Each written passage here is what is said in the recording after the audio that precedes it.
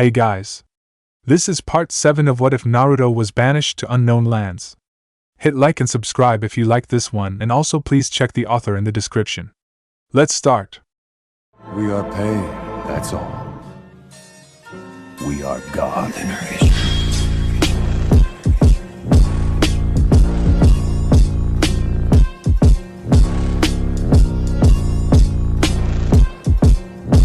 Chapter 28 Burn. Drawing ever near, my cause revealed as clear, yes I burn for you here.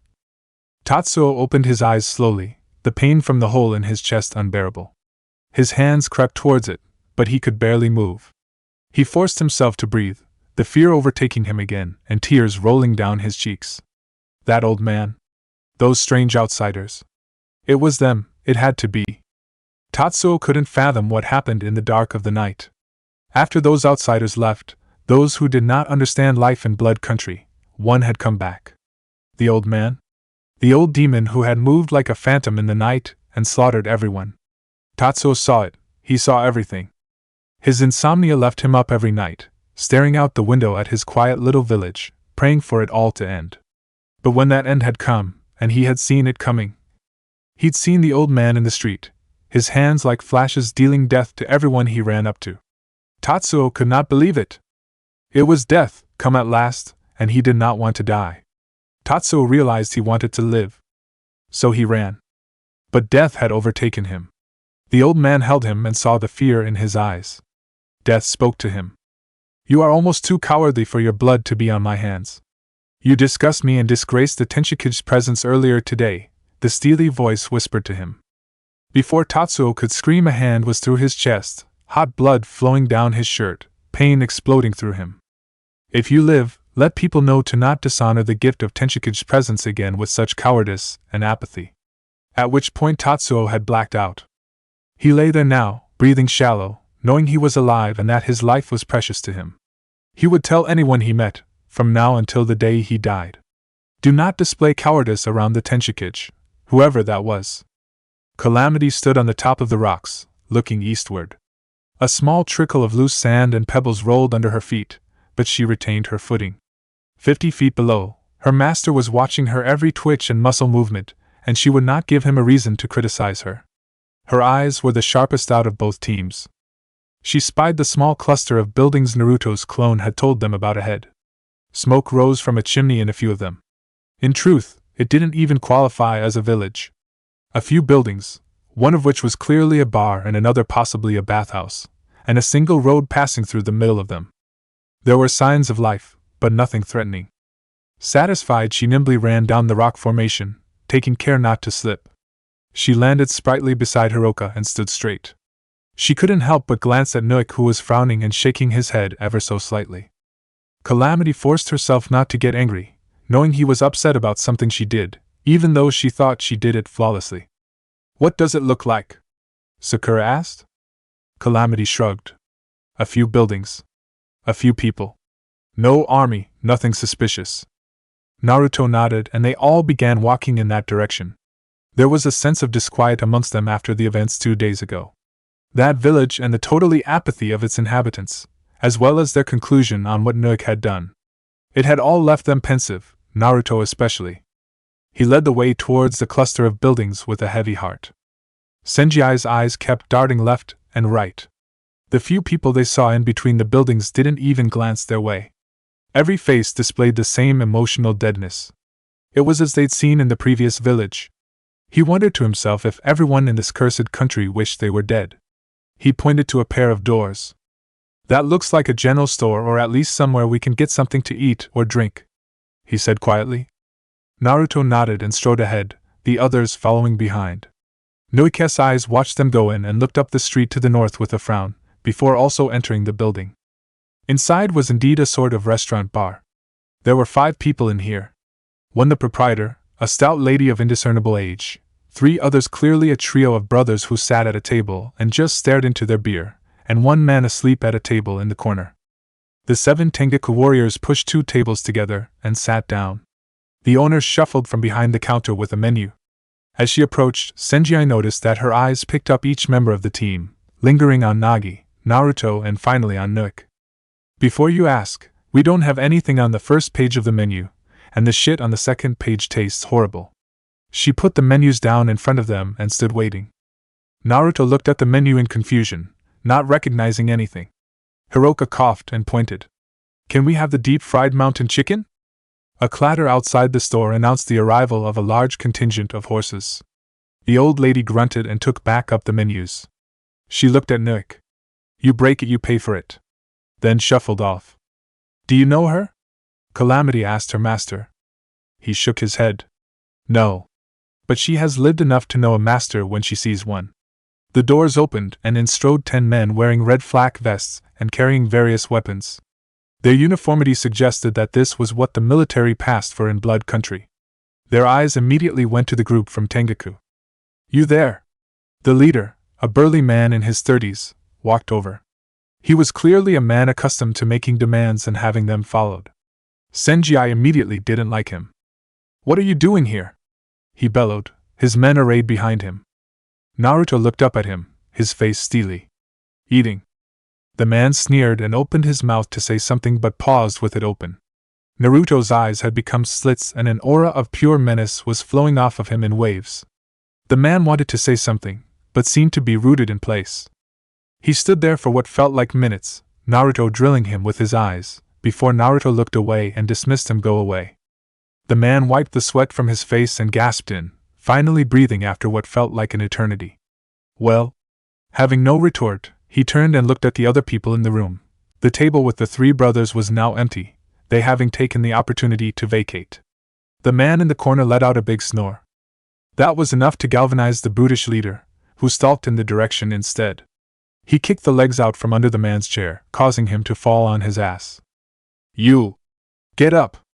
The man opened his eyes and yawned, looking up at the militia leader. The warriors from Tengaku stiffened and prepared to stand up to help the man, but Nook barked at them at barely a whisper. Sit!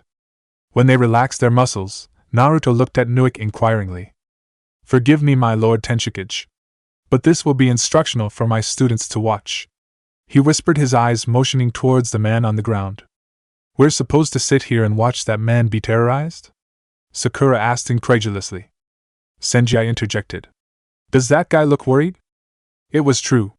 The man on the ground stood up to his full height. Sakura was amazed at how much taller he was than he had seen before. He stood easily at 7 feet tall, his coat was a dark red, his eyes hidden behind a dark pair of glasses. He had stark white hair that fell to his shoulders. He smiled at the burly leader of the militia who stood a full head shorter than him. Afternoon. I must have fallen out of my chair, my apologies. He adjusted his glasses. The militiaman snarled. Who are you? What are you doing in Blood Country? The tall man smiled even wider. Is that where I am? I'm just heading east to meet up with my brother. Lost track of what country I was in a while back. It doesn't really matter, does it? I mean, everywhere is the same. The militiaman didn't seem to know what to make of that. There's a toll to cross our borders. 50's ours. Pay it or... He sneered again. Or things will get ugly. Well now. The tall man's smile slipped away. Is that a fact?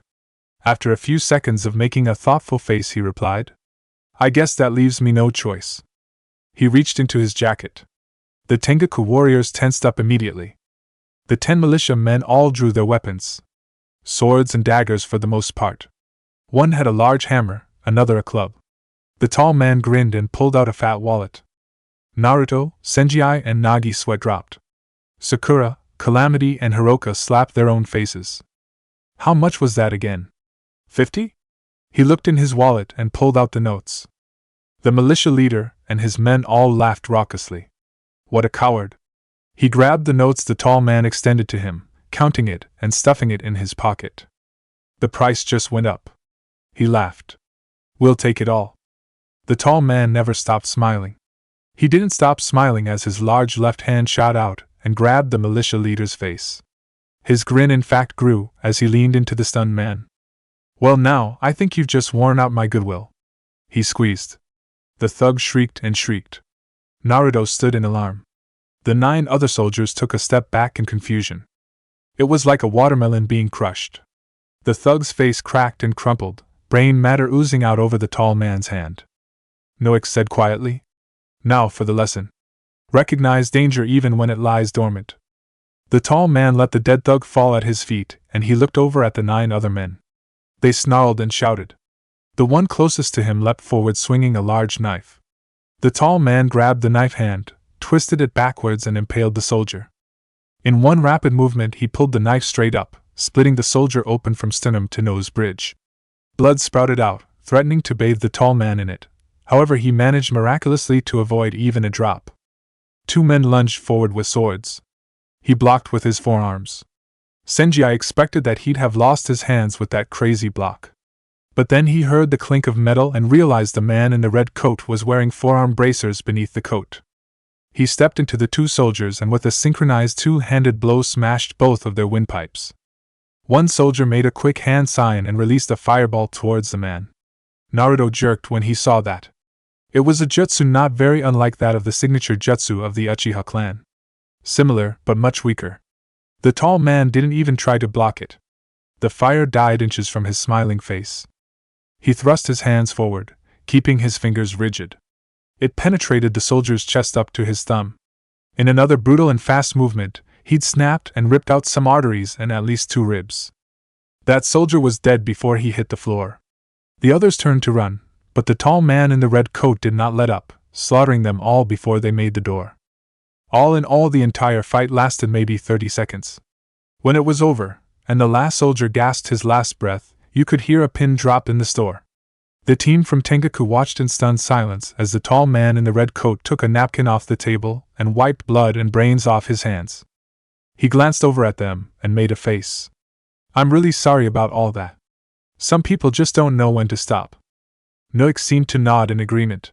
The tall man sighed and looked over to the owner, who shrugged. More will be by later, she said without much care. You'd all best be off. The tall man in red nodded, bending down and retrieving the 50 zars from the dead soldier and tossing the money onto the table. For your trouble, he told the lady. He bent down and picked up a bag, slung it over his shoulder, and nodding to the Tengaku crew walked silently out of the store. What the hell? Senji said quietly. That was brutal, Nagi exclaimed. Ah, but did you understand the lesson? Noik asked his student. Naruto stood up. First appearances can be deceiving. He turned to his friends. That guy gave off no killing intent at all. Any time during that fight. Senji shook his head. Not only that, how did he stop that fireball? Sakura made an exasperated sound. What does it matter now? We don't want to be here when more soldiers show up. We need to get to the capital, and I personally don't want to fight the entire country to get there. With a nod to the old lady who sat down and lit a cigarette, they made their own exit from the store. An hour later on the road north, a voice called out to them. Hey! It was the tall man in red, coming along a connecting road towards them. Do you guys know which direction is the capital of this country? Sakura planted her feet and took a defensive stance immediately. The other girls and boys all doing the same. All except Naruto and Noik. Naruto spoke first. That was, friends watched him, his face unreadable. That was kick-ass, he exclaimed, holding his fist in the air. You're awesome. The man in red scratched behind his head. Ah. Damn. Well, I mean, I didn't have a choice, you know? Some people can be unreasonable. Naruto extended his hand and the man in red strode forward to take it in a handshake. They both grinned. My name is Naruto, Naruto said happily to the confusion of his friends. I'm Lash, the man in red replied, beaming. They shook for a second and then released and stepped back. Naruto, I feel like I've heard that name before. He glanced around at the others and took in their headbands. Wait a minute, his eyes narrowed. Isn't that a type of eel? He exclaimed, pointing at Naruto and letting out a big laugh. Naruto laughed along with him. I think it is. They clasped arms over each other's shoulder and laughed a bit more. The faces of the others fell. What was Naruto doing? We're heading to the capital ourselves. But we're not sure where it is either, he said, wiping away tears. Lash frowned. Ah well. No sense in both of us being lost. I'll go that way and you guys go that way, and one of us is bound to find it. He seemed to think that was funny as well and laughed, walking off, waving to them. When he was out of earshot, Senji turned on Naruto. What the hell was that? He bellowed. Naruto stopped laughing and his face got serious. Now we know his name is Lash, and that he's going to the capital as well. Also, he's impervious to chakra attacks.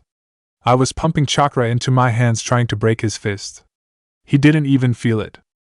Naruto cracked his knuckles and motioned for them to continue along the path they were going. Noik nodded. He'd underestimated his tenshikage. There was a cleverness that the boy kept hidden.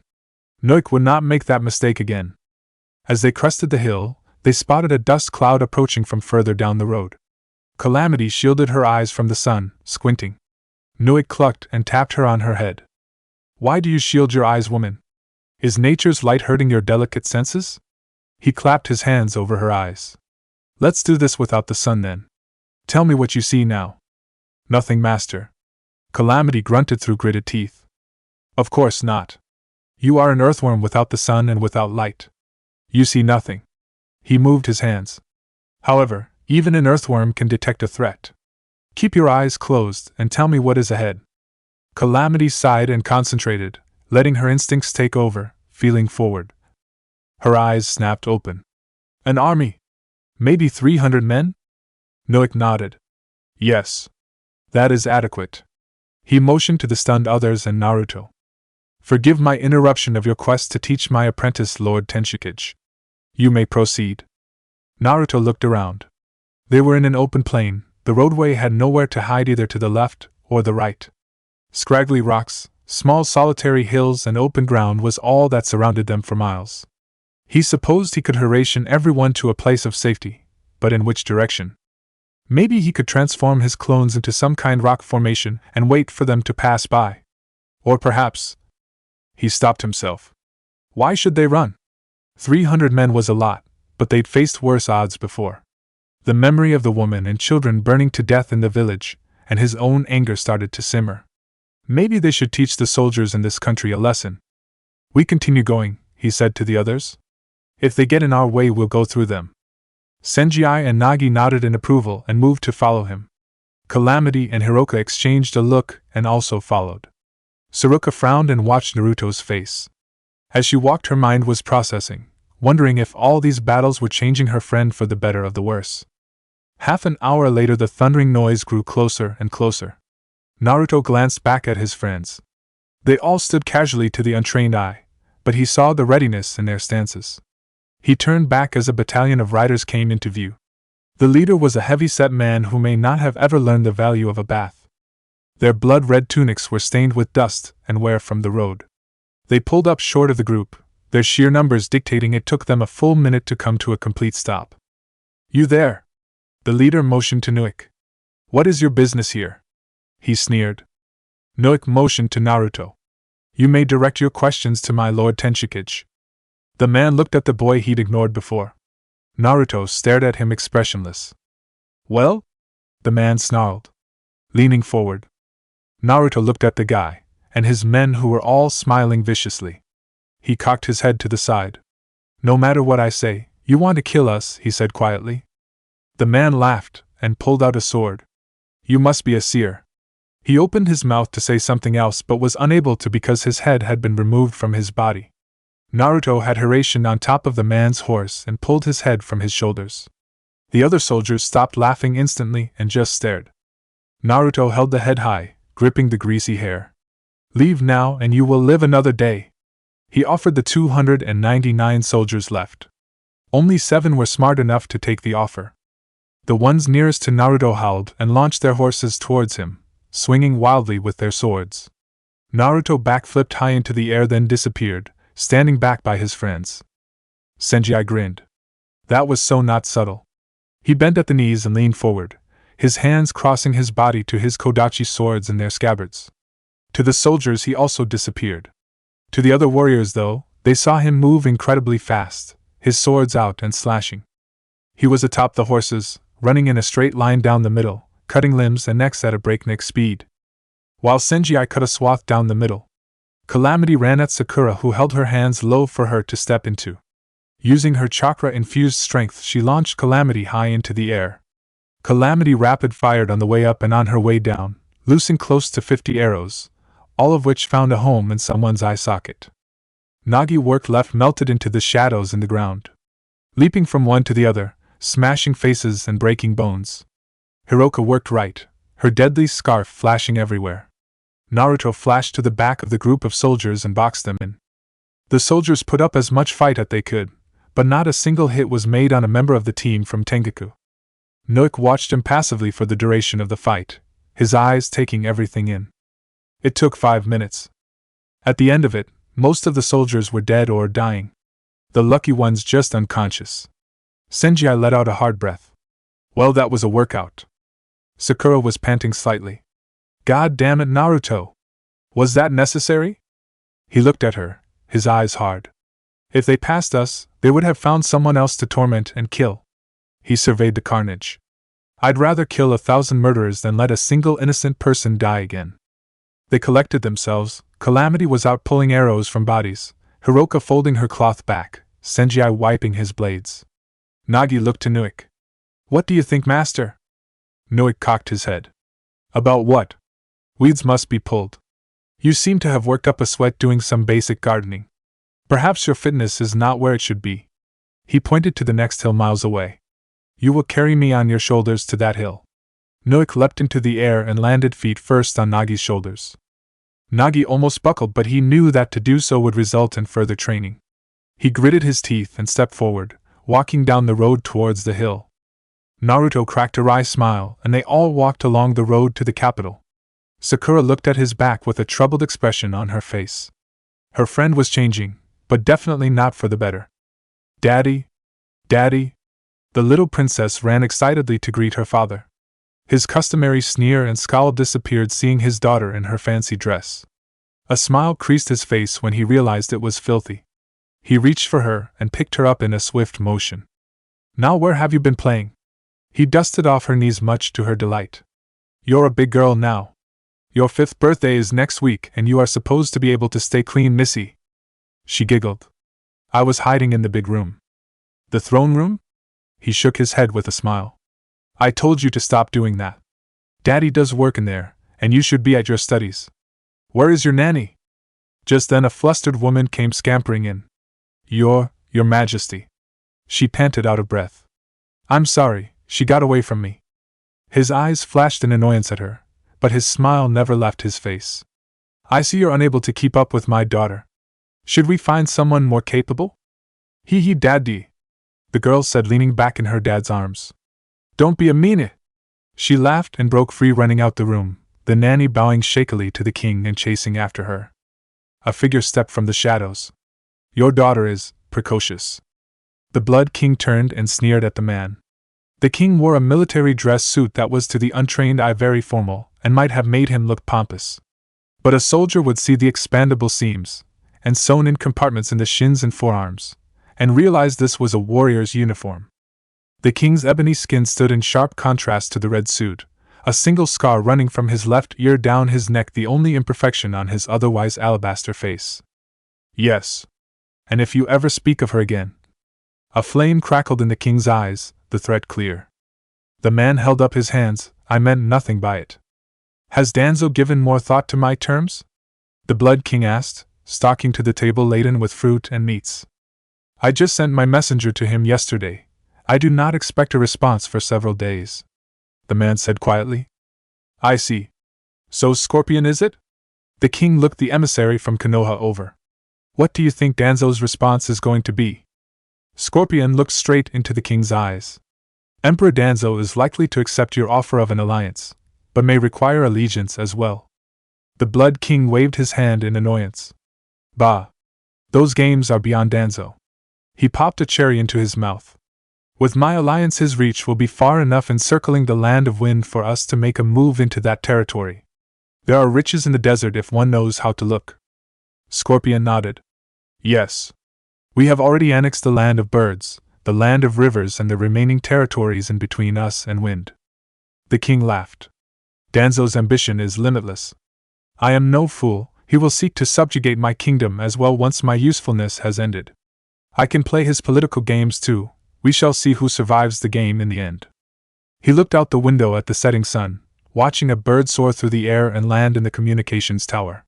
What of the lands to the west? What of them? Scorpion asked. There comes word of a new hidden village in that part of the world. The village hidden in the heavens. He eyed his guest, curious to what his reaction would be. We know of it. It is currently of no concern to us. Scorpion said dismissively. I see. I hear the Tenshikage can destroy a village with a single wave of his hand. And his fingers have already reached into Konoha and taught Danzo a small lesson. A wicked sneer adorned the face of the king. There was an event that was dealt with. Scorpion conceded. The king grinned and looked away. When does your brother arrive? I've heard rumors about your clan, and I'm curious to see a spa between you and some of my more talented soldiers. He is already on his way. Just then a messenger burst into the room. Sire! We have word from a patrol near Erdogan village. It has been wiped out. Only one survivor has been found so far. A squadron is bringing him to the palace as we speak. The king growled. My soldiers are brutal, but know not to have done something like this. Someone is playing with fire, invading my territory. He cast his eyes at Scorpion, who shook his head and raised his hands defensively again, indicating it wasn't him. When the survivor arrives, bring him to me. Tengaku. Yoshi lifted the heavenstone brick and placed it carefully on top the short wall he'd already constructed. He sighed in contentment as the object fused with the one below, forming a solid block. He'd rejected offers to use a few Naruto clones that had been left behind for anything the council required. This was his science, and he wanted to see it through until the end. Of course, he wasn't about to build the entire remote village by himself, he just wanted to prove that a building could appear and disappear. And its contents remained safe until it reappeared as well. He'd just build a small hut, and then conduct his experiment. The soft breeze blew against his shirt, his lab coat lay discarded, fluttering like wings behind him. This was indeed the ideal life of a scientist. So engrossed in his work was he, that he did not notice a small group of riders until they almost ran over him. 3 men on horseback, looking surly and beat down by the elements. Yoshi frowned. This was a serious distraction from his work. Hey you! The man to the left shouted at him. What you doing way out here? Yoshi glanced at the heavy-set man, and began a train of thought, wondering if there was a factory somewhere that mass-produced this type of individual, a large, brutish, ignorant fighter. He supposed it was possible. Maybe a school of some sort. A school for scoundrels. He smiled slightly, envisioning what the curriculum for such an institution might be. So far into his train of thought was he that he did not notice the shadow behind him as a 4th man clobbered him on the head. The men searched his pockets and took what looked valuable. You know, he looks pretty well off. I bet we can ransom him to some family member, one of them said. That's a great idea. Throw him on the pack horse and let's take him with us until he wakes up, the leader said.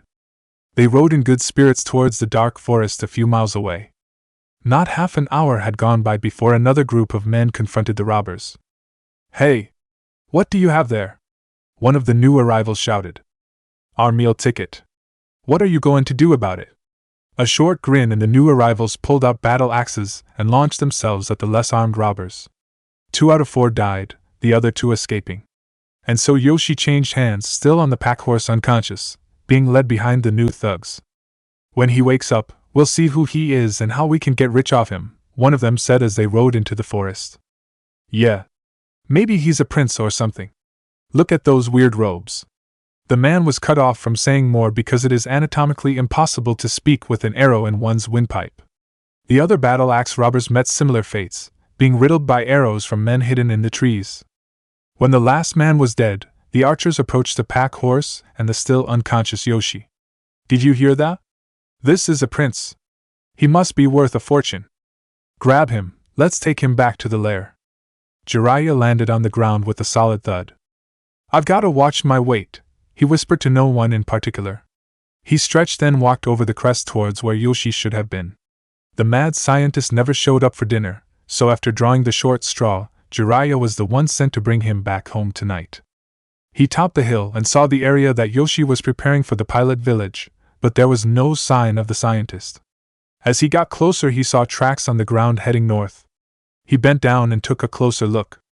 Looks like someone took him, he murmured quietly, feeling the tracks of a horse that was heavier than when it entered the clearing. He stood up and his eyes peered into the darkness, north. He considered going for help, but it seemed to just be 4 men, probably bandits. though what they hoped to gain by kidnapping Yoshi was beyond him. He leapt in the direction he saw the tracks going off in, hoping to catch up. Blood Country. They sat quietly around a fire. Hiroka had grabbed Senji and walked away a bit from the others for some privacy. The others did their best to pretend they didn't see them, trying to ignore their conversation. Calamity and Sakura were not trying very hard though, every now and then casting furtive glances in that direction.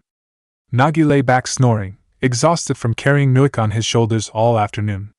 Nuik himself was sitting in a meditative pose, but his eyes were alert, watching his Tenshikage. Naruto's face was a storm of emotions. Never before had he leapt into battle with the sole purpose of killing someone. Or many someones. It was a shift.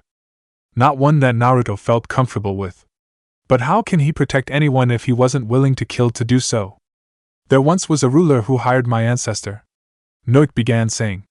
Senji and Hiroka stopped talking and looked to the old assassin. They came back closer and sat down watching him, waiting for him to continue. Naruto looked at him curiously. This ruler was young, but wise. But he was faced with a formidable foe who had declared war on his country. There would have been destruction of his farmlands, his people would have been slaughtered. He sought the assistance of Senanju, the sun source of martial arts, and the greatest name in the land, in stopping his enemy. My ancestor, a true master of Senanju, asked the ruler what he meant by stop. Did he want his enemy dead? He looked at his charges. Never accept a contract without knowing the scope of your mission. The ruler said he did not. He was a man of peace, and did not wish to harm anyone, he just wanted to protect his people. My ancestor sought further clarification. I am a master of Senanju, he said gloriously to the ruler. I can break this man's legs, his arms. But if his mind is on the destruction of you and yours, Senanju will not prevent this. A choice must be made. Hire me or not. Kill him or not. There is no room for maybe. The fire crackled, and they sat silently listening as Nuik sighed and shook his head. The ruler stood proud in his way. I will not ask one man to kill another, he told the master of Senanju. I thank you for your time, O glorious one. My ancestor, of course, was showered with jewels just for gifting the ruler with his presence and counsel. Within a month the lands were invaded and the people of that country massacred. The ruler was brought before the victor and a crowd of many. He was made to kneel on a platform and chained for a fortnight to suffer the indignities that one would not bestow on a dog. My ancestor, in his wisdom, visited the ruler as he knelt in chains. Do your convictions still abide? He asked the ruler. I would offer you a favor due to your past respect of Senanju. I would kill this warlord and his inner circle. The ruler looked up with a blood-streaked face. His body had been broken, but his will had not. I regret the deaths of my people. But they are gone now. Only I remain, and it would accomplish nothing killing anyone. There is no one left to protect. I would ask one thing of the great master of Senanju. Allow me to die with dignity. I accept my fate, but will not give them the satisfaction of reducing me. My ancestor saw the bravery in the former ruler's face. He was no longer a king of a land, yet he was regal in his thoughts. He granted the man's favor, for that is what it was, a favor granted between two men. He took the man's body and buried it himself. This, of course, was a great honor, to be buried personally by the master of Senanju. Nuik stretched and yawned. This story is handed down from master to master. It teaches one simple lesson. He looked at Naruto. Conviction. You choose your path. It may fail you, but you must stand by your choice, even if it costs you everything. Lands north of Tengaku. Yoshi came awake with a yawn, his eyes blinking and focusing on his surroundings. He was in a forest camp, clearly. I'm tied to a tree, I think, he said with wonder in his voice. He looked up. It was an oak tree, very sturdy, decidedly old. The men around him he did not recognize, not that they were taking him on. There were at least 200 men here, and none were looking in his direction. Cheers and jeers were all being directed towards a makeshift circle in a clearing. In it were two men circling each other. One was enormous, he was big as a house, covered in matted hair and snarling. Yoshi was almost sure he was half bear, perhaps grizzly. The other man was slightly smaller, but still very large. His bare chest had a few scars, but the muscles that stretched as he moved were an indication to Yoshi, and to any other trained fighter, that this was the man to beat. He wore a rope as a headband that flowed behind him, and his fists, and shins were taped up. Muay Thai, he said, while musing, remarkable. It always amazed him how martial arts transcended region. Why in Tengaku alone he'd met people who practiced art from almost every corner of the world. So why not a Muay Thai fighter in the middle of the jungle? Wait a second, Yoshi exclaimed. Why am I here? A man near to him turned and laughed. You're awake, Your Majesty. We'll get to you and your ransom shortly. This is going to be good. He turned back to the fight. Rip him apart, Baloo. Yoshi noticed that the majority of the crowd seemed to be cheering for the Baloo person, who he gathered from their looks was the giant bear guy. He appraised the situation for a few seconds. So the smaller guy wins. The crowd looks like it's betting money. It turns ugly. The Thai fighter kills the first rush of people around him. I'm still tied to a tree. Not if I can help it, Jiraiya said quietly from behind the tree. He cut Yoshi's ropes and the scientist looked around gratefully, rubbing his wrists. He nodded his head and smiled at Jiraiya, who motioned for him to escape back into the woods.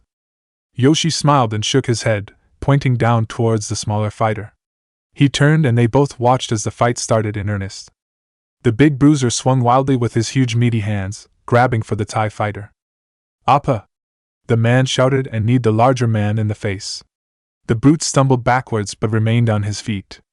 The Thai fighter launched a series of punches that brought the man to one knee. Then a barrage of impossibly fast kicks to the left side of the man's head. It was generous even to call it a fight. We should rescue him, Yoshi said to Jiraiya. Who? The big bear guy. Why? Jiraiya asked, bewildered. No. The Muay Thai fighter. He's a kind person and a strong fighter. Would be a good addition to Tengaku, Yoshi thinks. Jiraiya watched as the Thai fighter decimated the larger man. Kind. Look at his eyes, Yoshi said quietly. Jiraiya did. Despite the ferocity of the attack, there was no animosity, no bloodlust. It was a happy, peaceful face. This was a man who enjoyed his martial art for the sake of the art itself. Maybe you're right. How can we talk to him, though? We need to escape from here, Jiraiya said thoughtfully. Yoshi has a plan, Yoshi declared and jumped up. He landed on the man he'd spoken to earlier, stepping on his head.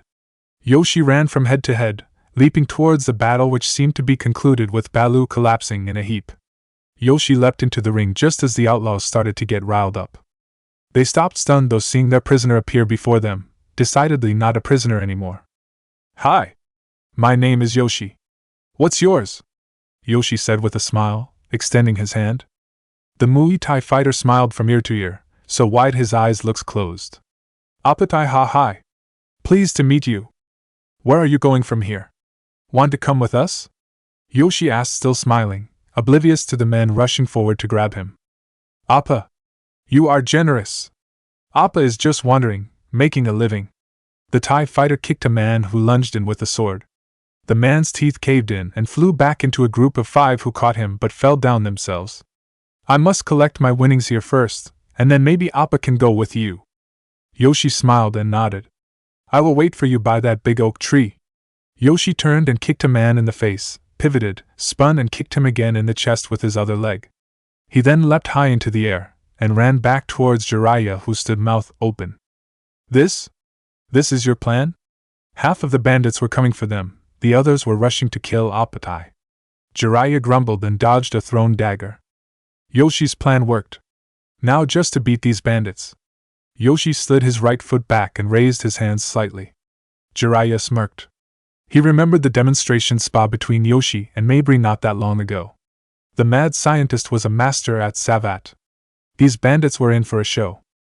5 minutes later, Apai, I'd like you to meet my friend Jiraiya, Yoshi said, gesturing towards the Sannin. Jiraiya stretched out his hand to shake the Muay Thai fighters. They stood a little way apart from the oak tree. The area filled with groans and cries of pain, as every bandit lay writhing on the forest floor. Pleased to meet you, Apai chimed in, beaming. Up close he was built like a solid wall. Jiraiya once again looked at his face, and saw real warmth and honesty there. This was indeed a good man. So Yoshi invited you to come with us. Do you have anywhere else to go? Jiraiya asked, smiling at the fighter. No. Apai has been wandering for a while. My niece and I train and travel. With that, a young girl no older than 13 jumped down from the oak tree and landed next to them softly. Jiraiya was startled. She had made no sound. Blonde but curvaceous, she moved like with a feline quality that spoke of some level of skill. "This is my niece Muihakai." Apai smiled at her and them. She was friendly, shaking their hands as well. "So, let me tell you a little about where we come from while we walk." Blood country. Senji wiped the sweat from his brow, surveying the terrain. They'd stayed off the main road since the confrontation with that squadron. The trees in this area weren't green, but a dark brown, with branches full of thorns. The ground beneath their feet was hot. According to the map Calamity had brought along, they were skirting the eastern edge of Blood Country's border with the lava fields. A mighty river roared somewhere to the east of them. Senji longed to see it and maybe take a bath in it, but Calamity warned them that the map noted the river was poisoned with sulfur. They were about 2 days from the capital. The old capital of Blood Country used to be on the west coast. But the new capital was close to the eastern border. The hills there were rich with gold and diamonds, and the new king wanted to be as close as possible to the source of his wealth. "Look!" Senji spun at the sound of Calamity's voice, no more than a whisper. A caravan ahead, on fire. They approached cautiously. A ring of about 10 large wagons were smoldering, smoke raising into the air, but the battle for them was long over. Arrows and blood littered the ground. No bodies were around though. "Looks like a raid," Calamity said angrily. There were chests opened and smashed, obviously searched for valuables. Dresses were scattered, decrying the existence of women in the caravan. "Where are the bodies?" Hiroka asked aloud. Nook pointed to the ground. "Tracks lead to that hill." The group from Tengaku walked around the wagon and saw a small figure on the hill. As they got closer, they realized it was a boy only a few years younger than themselves. His left arm hung limp at his side, blood caked on his forehead and neck. He moved with a limp, but he moved with purpose. He was dragging a wrapped body into a hole that was freshly dug. He saw them approaching and rested the body down and picked up a short sword. It was clear from his movements that he was in pain. It was also clear he didn't know how to hold the sword properly. He positioned himself between them and a small pile of bodies, swaying, barely standing upright. "We won't hurt you," Naruto said, stepping forward, hand raised. "Are you the only one left?"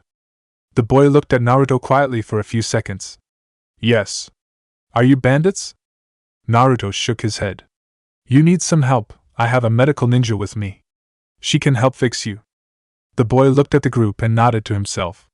He lowered his sword and let out a breath of air. "Thank you. I am okay. Let me just finish here. Please." He turned without waiting and struggled to pick up the body he was moving before with one arm. He managed to grab a corner and drag it gently into the hold properly. The boys and girls teams moved forward to help the boy, but Nook put his hands out, stopping them. "Do not dare interfere in this. Let him honor his people." They stood there and watched as the boy put the bodies, 7 of them, into the large hole he dug. Then, as he covered the hole, there was one body left that he moved slowly with to a deeper, smaller hole. He lowered that one in with even more care, stumbling and falling. Several times the girls or the boys wanted to go help him, but Noik hit them with a fierce look, freezing them in place. He himself stared intently at the boy, watching him bury the dead. When the single hole was filled back in, the boy pushed and pulled a medium-sized stone on top the grave. By the time he sat down at the foot of the grave, the sun had set. They'd watched him work for hours.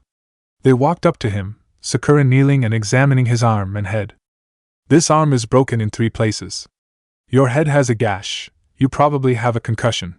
The boy winced. "Check my ribs too, please. It's hard to breathe." Sakura pulled aside his shirt and revealed a large purplish bruise on his left side. "Your family?" Hiroka asked him, pointing to the graves. He shook his head. "No. I did not know them. I am an orphan. They picked me up 2 days ago." Senji was startled. "But if you didn't know them, why all this?" The boy shrugged. "They didn't have to pick me up. This is a harsh world. They fed me." He nodded towards the single grave. "The mother was the one who insisted they stop and pick me up at the side of the road. She made me the first real food I'd had in months. She deserved better than this end." Noik strode to the mother's grave. "A woman's place is taking care of those around them. That is their job. She did hers with honor then. He looked at the boy. How did you get hurt? He asked. Sakura was wrapping a bandage tight around the boy's head.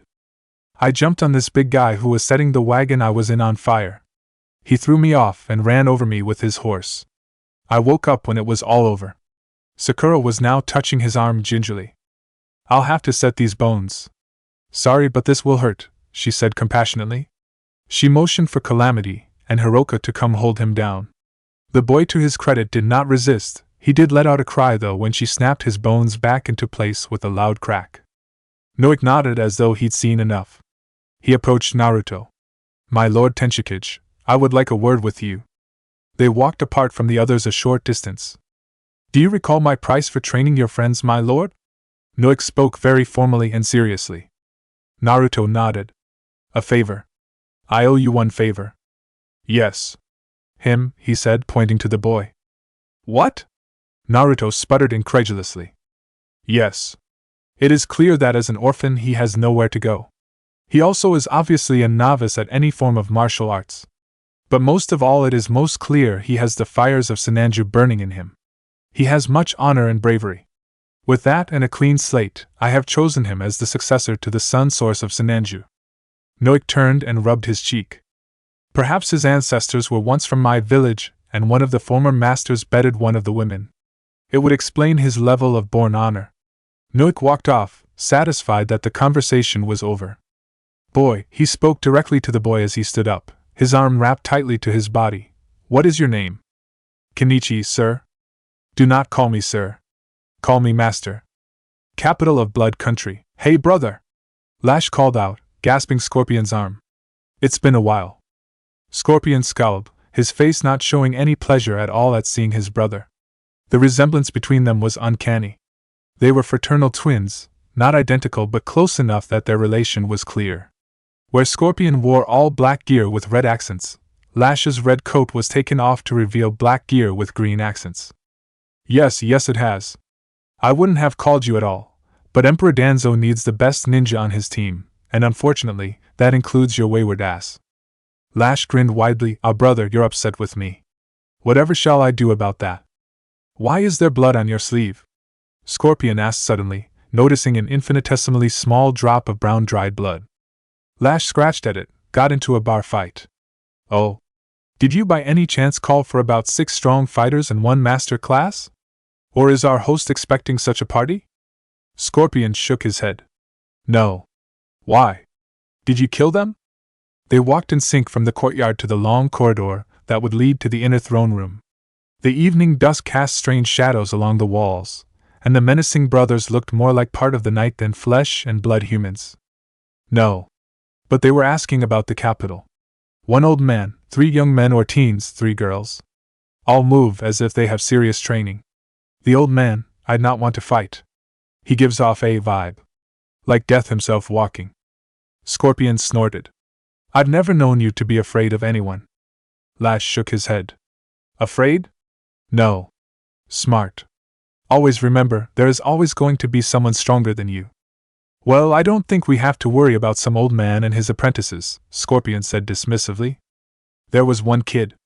Mid-teens maybe. All white. When he shook my hand I felt it. It was odd, but I'm sure I felt chakra coming from him. Scorpion stopped in his tracks. You felt chakra? But your entire talent is immunity to chakra. You wouldn't feel it if Madara Uchiha himself set you on fire. I know. It was alarming. I'd watch out for that kid too. His name was Nabucco, or Caruso, something like that, Lash said, scratching his chin in thought. Scorpion's face went ashen pale. He looked at his brother's back as he kept walking forward trying to remember the name. But Scorpion already knew who it was, who it had to be. Naruto? Yes. Lash exclaimed. That's it. He turned back to look at his brother. So you don't know them? Scorpion swore, and picked up the pace, heading to talk to the king. He muttered to himself, I sent that message to Danzo-sama too soon. Damn it. Konoha, root hidden bunker. Danzo sat in shadow, behind a new setup that had no less than 10 individual layers of unrelated security designed to detect, identify, stop and kill any would-be assassins. Or people that annoyed him too much. After the unsuccessful, or partially successful depending on how you look at it, attempt on his life by the false-faced Mado guy, the Emperor of Earth and Fire had entered into a whole new level of paranoia. Until his new tower was finished, which he had already decided to rechristen as the Kodiite Tower rather than as the new Hokage Tower, he was spending all his time and running his new empire from the secure location of his former root headquarters. The only ones allowed a direct face-to-face audience anymore were his root agents, the ones that he could kill quite easily thanks to the network of seals he'd put on them. And even then only in circumstances such as now, when he was behind so many layers of security that not even all the previous Hokages working together could reach him unscathed. There were exactly 5 exceptions to this. 4 of them were Danzo's personal guard and part of the many layers of security around him at all times. The 5th was Orochimaru. He was not about to let that snake out of his sight for longer than absolutely necessary. At present, Danzo was dealing with matters of state, or considering present company as well as the conversation it may as well be called what it is, matters of war. While the now faceless emperor was hidden behind his Fuinjutsu screens and chakra walls at one end of the room, at the center of the room was a large triangular table, with one side dedicated solely to the side where Danzo was seated behind his protections and the others angling away from him in order of importance. Orochimaru was sat at the tip of the table, the better for Danzo to keep an eye on him. Scorpion reports that he has begun negotiations with Shusho, king of Blood Country. He has yet to make any true headway in his secondary mission parameters, but his primary mission as emissary to Blood Country in order to establish trading and financial ties with them is proceeding as intended. He foresees no complications at this time. Good, Danzo acknowledged. Sir, the root agent bowed and sat down. Kukuku, Orochimaru laughed, as he did at the end of every report thus far. Everybody ignored him, and they were only able to do so because with the exception of him and the Emperor, everybody here was a root agent. The new Council of Konoha, as it were. Finances. Mission requests have gone down, but to offset this we have upgraded a percentage of formerly D-rank missions to C-rank, and increased taxes on all traded goods between villages. The programs regarding hunting for bounties and foreign nuke have bolstered things for a time, but we are looking at another 6 months before we'll even begin to see enough profits to make up for the lost work from fewer foreign and corporate mission requests. As a direct result of this, the treasury is at 1/3 of what it was at this time last year. Sir. The agent making the report bowed briefly and then resumed his seat. Kukuku, Orochimaru chuckled. Recruiting, Danzo ordered the next matter on the agenda. Standard route training has been implemented at the new military academies in both Konoha and IWA. The most promising recruits will undoubtedly be those that will experience the full 9 years of training, given that the recruitment age has been lowered from 6 to 3, which fits in with our intentions of moving on the Western country in 6 years' time, as the genin from the aforementioned class will have had at least a month's experience by current projections. The current class of Academy graduates will be assigned according to the standard 3-man cell format, and is to be the last of such. Graduation and jounin assignments are scheduled for the end of next month. This will increase our fighting force with an additional 150 individual ninja, potentially 30 teams of inexperienced recruits. Recent promotions have ensured that we are indeed able to provide a jounin instructor for each of these teams. In 3 months' time, we will know which ones are worth their salt, and which can be used as cannon fodder. Sir. The agent bowed and sat back down. Kukuku, Orochimaru laughed. Foreign relations, Danzo growled, struggling with his anger at his ally. We are in a state of Cold War with 80% of our border neighbors, the only exceptions being Suna, with which we still have a political alliance with on paper, T-Country, which we have a non-aggression pact and trading partnership with. They provide us with the majority of our black market merchandise, and Wave Country and the Moon Kingdom Alliance, with whom we are in a state of open war.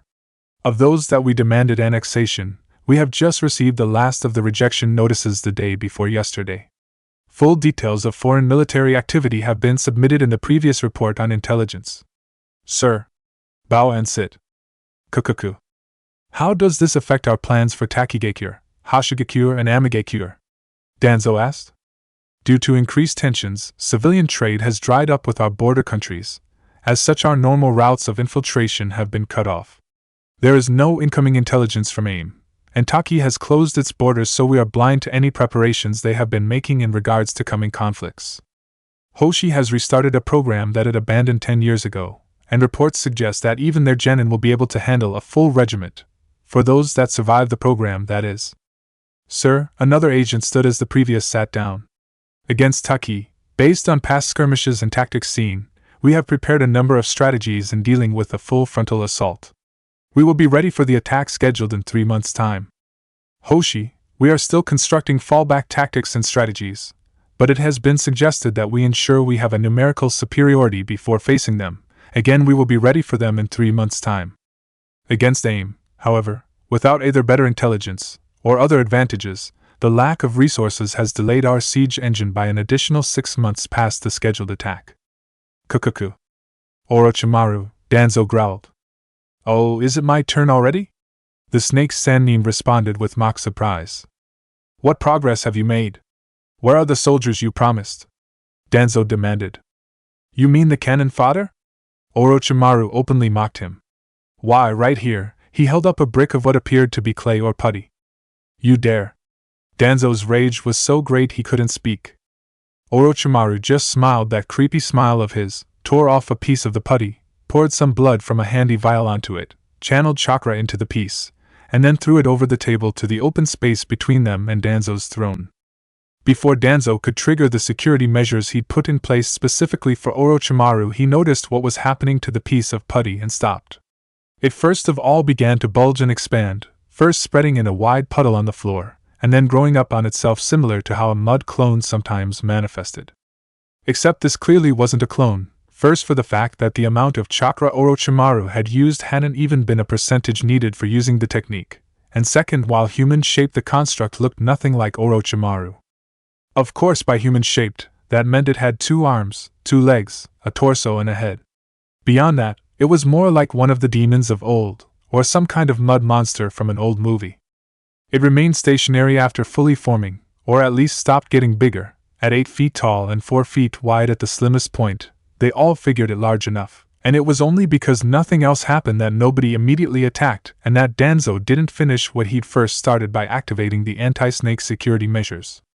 When it continued to just stand there, and with Orochimaru just sitting there with that creepy smile on his face, the enshrouded leader of fire, earth and grass finally lost his patience. What is it? He demanded. I call it a Hohei, a foot soldier, cannon fodder. Kabuto suggested Gihei, dummy soldier, but you asked for numbers more than skilled warriors. This, he held up the brick of putty, is my answer to such a request. 1 brick of this size will guarantee you no less than 100 such soldiers as what you see behind me. What can it do? Orochimaru shrugged, his pale skin stretching inhumanly around his wide smile. Not much, I'm afraid. As I said, you wanted numbers of brute force, not skilled agents. They follow the orders of the one that provides the blood and chakra to them. In terms of strength, the current batch is only, at best, high C class, very low B class for the better ones. The next batch will be a solid B class through and through. They can't use jutsu, but they do make for excellent physical combatants. Whose blood was used for this one? One of the root agents, the one responsible for the counterintelligence report, actually asked. Why, Danzo Danos, of course, Orochimaru replied, his reptilian yellow eyes staring right through the barriers between him and the Emperor. Centipede, Danzo ordered, and the masked guard instantly appeared before the golem. Attack, he ordered the Hohei, and it immediately lurched into motion, moving with surprising quickness given its bulk. Centipede, however, was elite and S-class, so could easily dodge its swinging fists and rudimentary taijutsu attacks. He counterattacked, knocking the soldier back a step, but it showed no signs that it had even felt the hit, and there was no lasting physical damage. So far I am not impressed, Danzo remarked. Kukuku, I did say they cannot use jutsu, did I not? The pale-skinned ninja repeated. Therefore, to make up for this lacking, I incorporated other ways for them to use their limited pool of chakra, which is set to a finite amount and would expire after only 24 hours anyway. They can regenerate and reshape their bodies. Danzo mumbled. Use weapons, he ordered the Hohei while signaling Centipede to continue defending.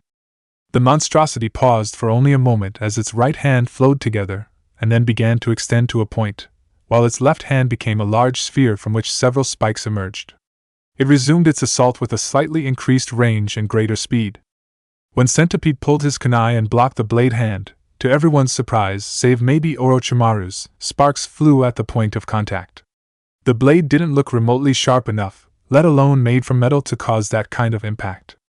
Its mace hand came up faster than expected and smashed through the log Centipede had replaced with, one with an explosive tag already primed on it. The blast was small, considering they were indoors, but the amount of force would be enough to knock an ordinary ninja off their feet, maybe break some bones and cause some minor burns. When the dust settled from the blast, the Hohei was already moving through it, no sign of any visible damage to it at all as it headed straight for where Centipede had hidden himself. As I said, not very intelligent, and very straightforward, but effective cannon fodder, Orochimaru explained. They also don't have true senses, merely tracking the chakra in the air, and perhaps the vibrations through the ground, but with such simple brains they don't get overwhelmed by sensory input or silly little things like pain. They are given a target, and they track it down and kill it, and then they just stop until given a new target. Until they run out of chakra, that is. Whether it was intentional or not, Orochimaru had timed his speech exactly so that as he spoke that last statement, the mud-like monster froze in place and then began a rapid decomposition, falling to pieces, and then those pieces shrunk until it had reverted back to the same wad of putty that the snake Sannin had initially tossed aside. I only put in enough chakra for a few minutes, he continued, but I'm certain that was demonstration enough, yes? 100 soldiers just from that, you say? Danzo confirmed, and though they couldn't see the gesture, they all knew he was referring to the brick of putty in the white-skinned man's hand. Give or take, Orochimaru shrugged. Although, I should warn you that you should only give this to your A-class soldiers, as the chakra requirements for even one Hohei are exorbitant. That would be expected, Danzo commented. To use Hohei of this amount, he hefted the brick as example. To its full potential, the amount of chakra required would be on the level of creating shadow clones capable of performing one B-class ninjutsu each and still be able to fight without dispelling. That would be 100 shadow clones, at the least. Everyone at the table stiffened, as the snake Sannin was dangerously close to mentioning the one man that should never be mentioned in the Emperor's presence. As it was, Danzo merely acknowledged the limitation of this new weapon, but acknowledged that indeed it was a weapon worth having. Very well, you have our thanks for your efforts in this, Orochimaru. The next batch, as you call it, will be ready in time for use in our coordinated border attack? Kukuku, but of course, Orochimaru laughed. By that time, we should have enough prepared to have a block 3 times this size available for every jounin of Konoha. You will, of course, continue to improve on them? Kukuku. Danzo sighed and rubbed his head in annoyance. Not that anyone could see the action, thankfully. He hated having to deal with someone so unpredictable, but he couldn't argue with the result, that's for sure.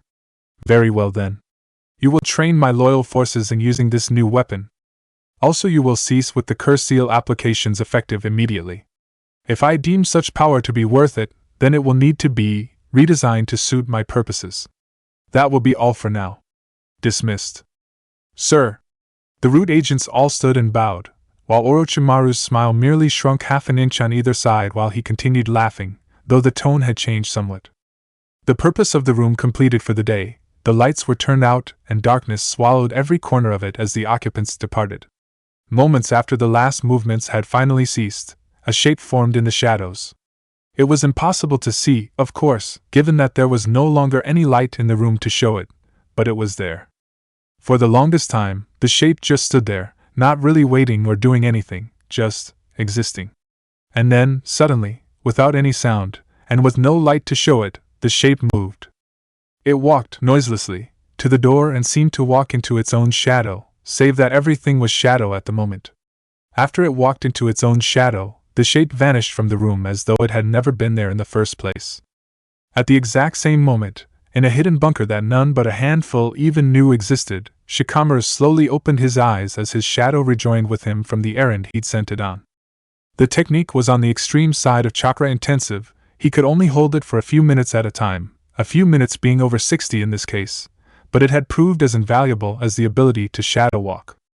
In classic terms, it was a form of astral projection, but that was hardly an accurate description of what he did when he sent his shadow out, and used it as his silent eyes and ears throughout Konoha.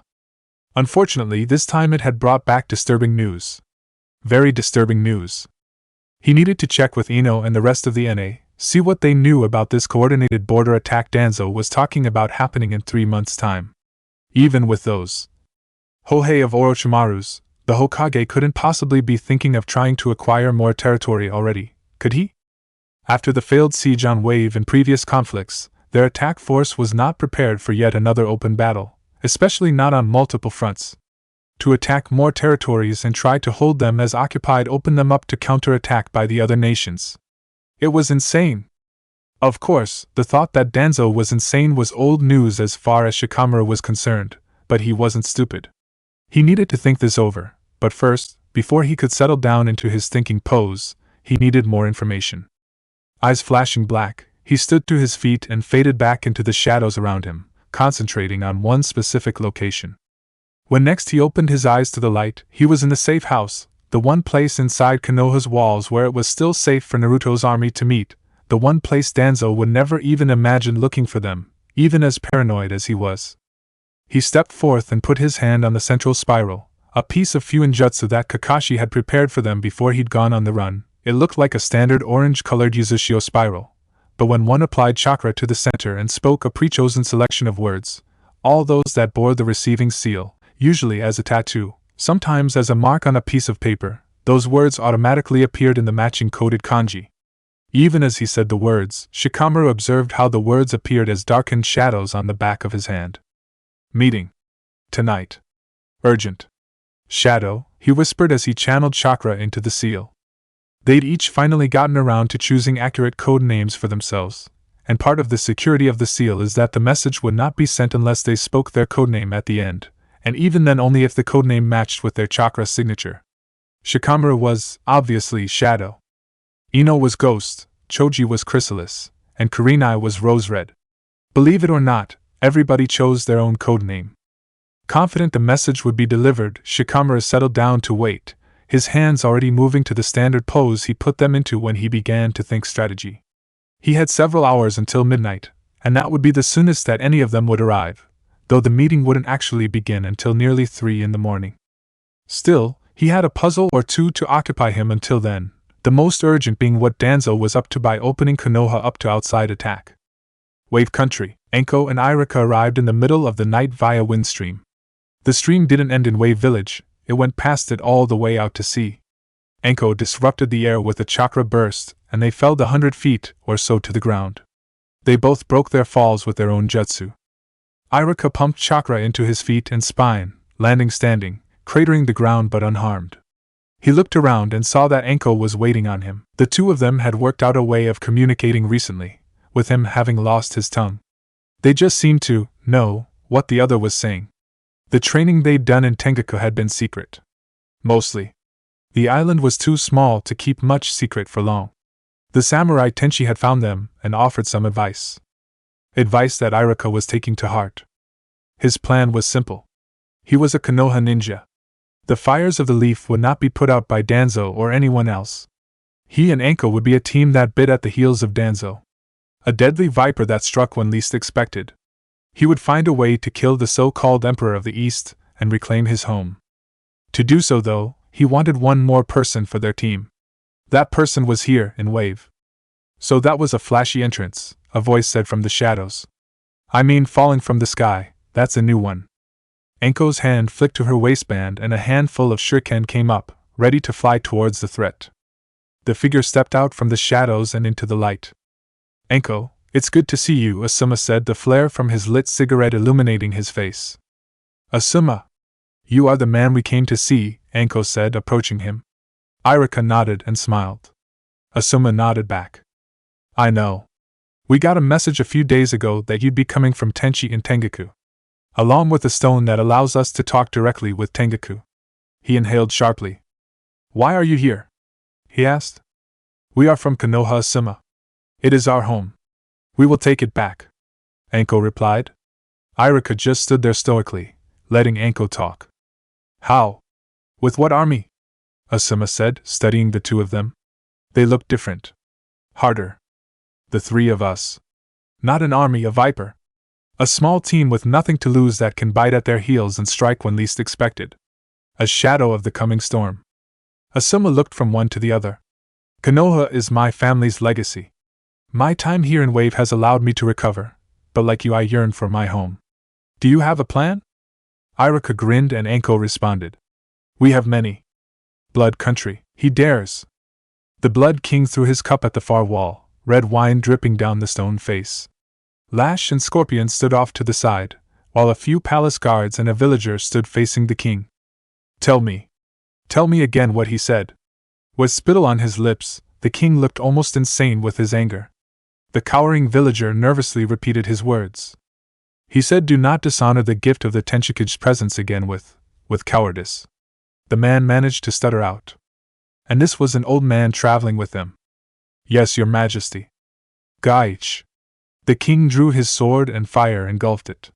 He swung and lopped the head off the villager in one swift movement. That's gonna leave a mark, Lash uttered under his breath. And you had him in your grasp and did not think to kill him. The king bellowed at Lash. He took one step forward with his flaming sword in his hands only to have Lash also step forward and the flame die down immediately. He looked stunned at his blade, long enough to break the murderous rage he was in. Lash shrugged. Well, I had no idea who he was. But now that I do, let me give you the rundown of who you're facing. Wait, the Blood King said. I want my special guards here for this. Within a few minutes, the required men and women were assembled.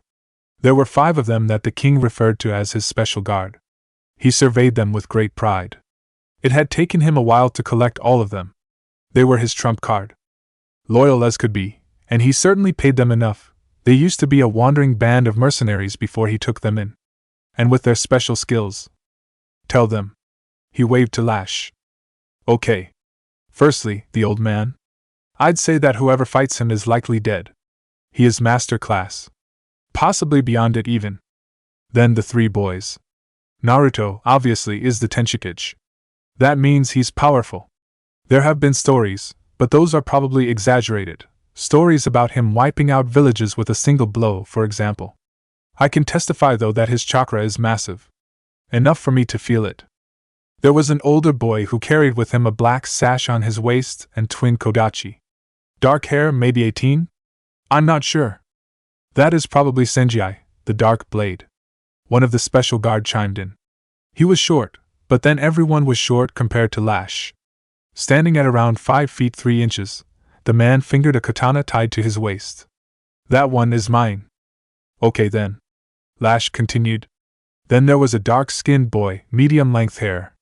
Looked like a younger version of him. Lash pointed to a burnt portrait that hung in the throne room. The edges of the tapestry were black and singed. Shursho kept it in that room as a source of pride, showing his dominance over the once king. Now, he burst from his throne again and stared at the picture. Has the past come back to haunt me now? He muttered. If he is related to the old king, another guard said with a sneer, then it will be a pleasure to complete what you started so many years ago and end that bloodline, Majesty. A thin reed of a man, he boasted scars across his face that would make a strong man wince. It is of no concern. I want them all dead. Continue, the king directed Lash. Then there are the girls. All pretty cute, Lash said with a grin. One had pink hair, another favored using crossbows, and the last one wore a long red sash. Well then, the twin female guards chimed in with matching evil grins. We shall take the pretty girls and make them less pretty. They spoke in unison, which creeped Lash out a bit. Scorpion spoke up. They are coming here, to the capital. Probably looking for you, your majesty. Would you like the assistance of the emperor? Shursho laughed. So that I would owe Danzo a favor? I don't think so. My crimson guards here can handle this. But I'll tell you what. If they make it past them, he motioned to the sneering mercenaries, then yes, I will accept Danzo's, and yours, help. Let that be the start of our accord. He looked out the window at the red setting sun, which seemed to set the land itself on fire. Let them come. Oh make. By Joshua the evil guy. Blood country. Yes, this will do, Noik stated all of a sudden as the group came to a cliff overlooking a valley. The road continued on down into the valley, but taking a rather winding path that was part of a gentle slope down into it before going up the other side after a fair distance. What will do, master? Nagi asked, wincing after he'd said it, regretting asking immediately. Pardon the interruption, my lord Tenchikage, Noik bowed briefly to Naruto, before continuing. I must continue instructing my pupils. Miracles take dedication, yes? So you, he pointed at Nagi, will perform moves 1 through 20 as you make your way down the long trail. He shifted his pointing finger to the long winding road that went down in a gentle slope, but was about 3 miles to cover a half-mile of distance. Woman, you will run the same distance, and then climb like the monkey you pretend to be back to this point until the worm finally finishes crawling to join us. Join us? Sakura asked, confused at the abrupt attitude from the once kind old man. Noik smiled, and then stepped off the cliff. Naruto and Senji both smiled and laughed at the shocked looks on Sakura and Hiroka's faces. Then Senji actually back-flipped off the cliff, still laughing, while Naruto walked up to it, saying to them, "Come on, Sakura. See you two at the bottom." He jumped and was free falling for a few seconds before a wind blast cushioned his fall enough for him to land and easily ninja jump the rest of the way down the cliff to the valley below. A doe look crossed the girls' expressions before they turned back and shared sympathetic looks with their teammates, and likewise made their way rapidly down the cliff as well. I hate him, Nagi and Calamity both said together. She started running, and he started performing capoeira patterns 1 through 20, progressing down the road slower than the running Calamity. By the time she made it to the base of the cliff, he'd only made it a half-mile down the road, so Noik sent her the fast way back up the cliff, and then running back down the long way again. By the time Nagi finally made it, she'd run the same path nearly 24 times. Both were dripping sweat as they made camp for the night in the middle of the valley. Next day, yes, this will do fine, Noik stopped in the middle of the dead field they were cutting across. Nagi and Calamity groaned, a feeling of foreboding filling them at those words from their teacher. The others just did their best to hide their smirks, and moved off to the side to rest while their teammates trained. Naruto and Senji actually settled down to accomplish some of their own training, Naruto's senjutsu training, Senji with his twin kodachi. Your jumping is atrocious. You are like a flea that has had all its legs torn off. And you have throwing arm of a woman, which is not surprising, and it is my burden to teach you so that you may throw adequately, he said to Nagi and Calamity in turn. Perform the *, please come up with special technique name *, on the dirt of this place. Noik scrunched his face in disgust. 10 rows of 50. If you are still sloppy, you will merely do it all again, but on uglier dirt than this. Saving his complaints for when it would do him some good, Nagi silently got to work, spinning on his heel, then flipping to spin on his hands, faster and faster, until he flipped again while still spinning and launched himself into the air, leg fully extended, and in a flash it was pointed down at the ground, the spinning giving greater force to the attack. His foot was buried up past the ankle and came loose easily. He moved on to making his next hole in the ground. Throw these as high in the air as you can, and make sure they land in the flea's holes. Noik handed her a bag of dried sunflower seeds. Being dried out as they were, they probably couldn't grow anymore, but were a good traveling snack. They also were very light and prone to getting blown away by the wind, making Calamity's task more difficult by far. They only spent a couple hours in the field, and at the end of the brief break, Nagi was burying his leg up past the knee, having to spin himself free to pull it loose, while Calamity had managed to hit 444 out of the 500 holes, to which Noik had much criticism. After parting with Lash, faster, lazy swine, Noik snapped at Nagi, who he was standing on the shoulders of. They were already up to a light sprint, literally running circles around the group as they strolled along at a steady pace. To further occupy himself from the boredom of travel, Noik had taken to throwing sunflower seeds, and sometimes small stones, at Calamity, berating her when she couldn't or didn't catch them and throw them back at him, mocking her more when she inevitably missed him. It was on how wide a margin that determined how vicious such mocking would get. Lava fields, you are insane! Nagi screamed at Noik as the young black man danced his way across the flowing river of molten rock, the plates of cooled lava rock his only chance of safety, thrown into his path by Calamity, who was throwing them as fast as she possibly could. As the moment Nagi pressed down on one, it instantly submerged and was melted away. Thankfully Naruto and Senji were helpfully providing her with plenty of ammunition, the former by using his wind to pull out and rapidly cool a pillar of lava, the latter by cutting said pillar up into throwable plates with his twin kodachi. A few days later, how the hell is this training? Calamity screamed amidst the hornet swarm Noik had literally thrown her into. The objective, he'd calmly told her in reply to her outraged scream, was to dodge the stings of the insects, and use her arrows to shoot the wings off all of them without killing them. He's insane! Save us! Nagi screamed to his laughing teammates, who were struggling not to go rolling down the hill from laughing too hard.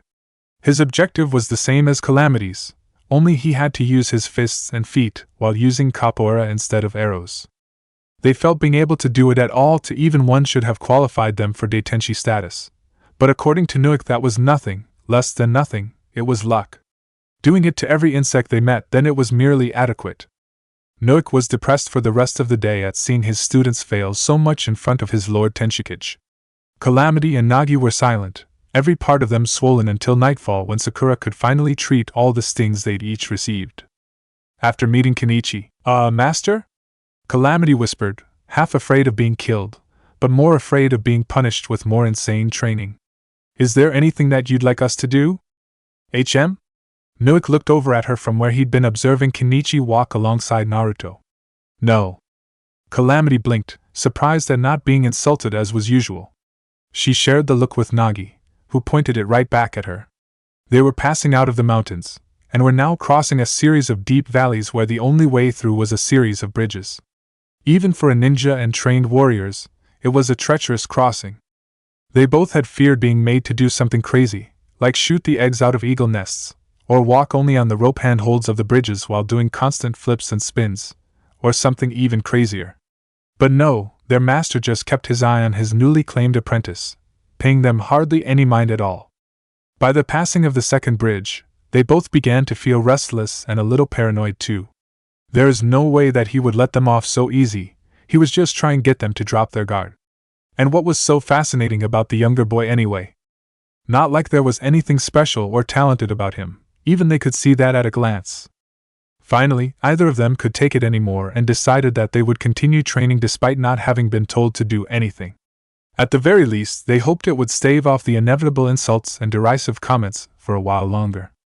Or maybe it would draw his attention away from the talentless orphan long enough to berate and belittle them.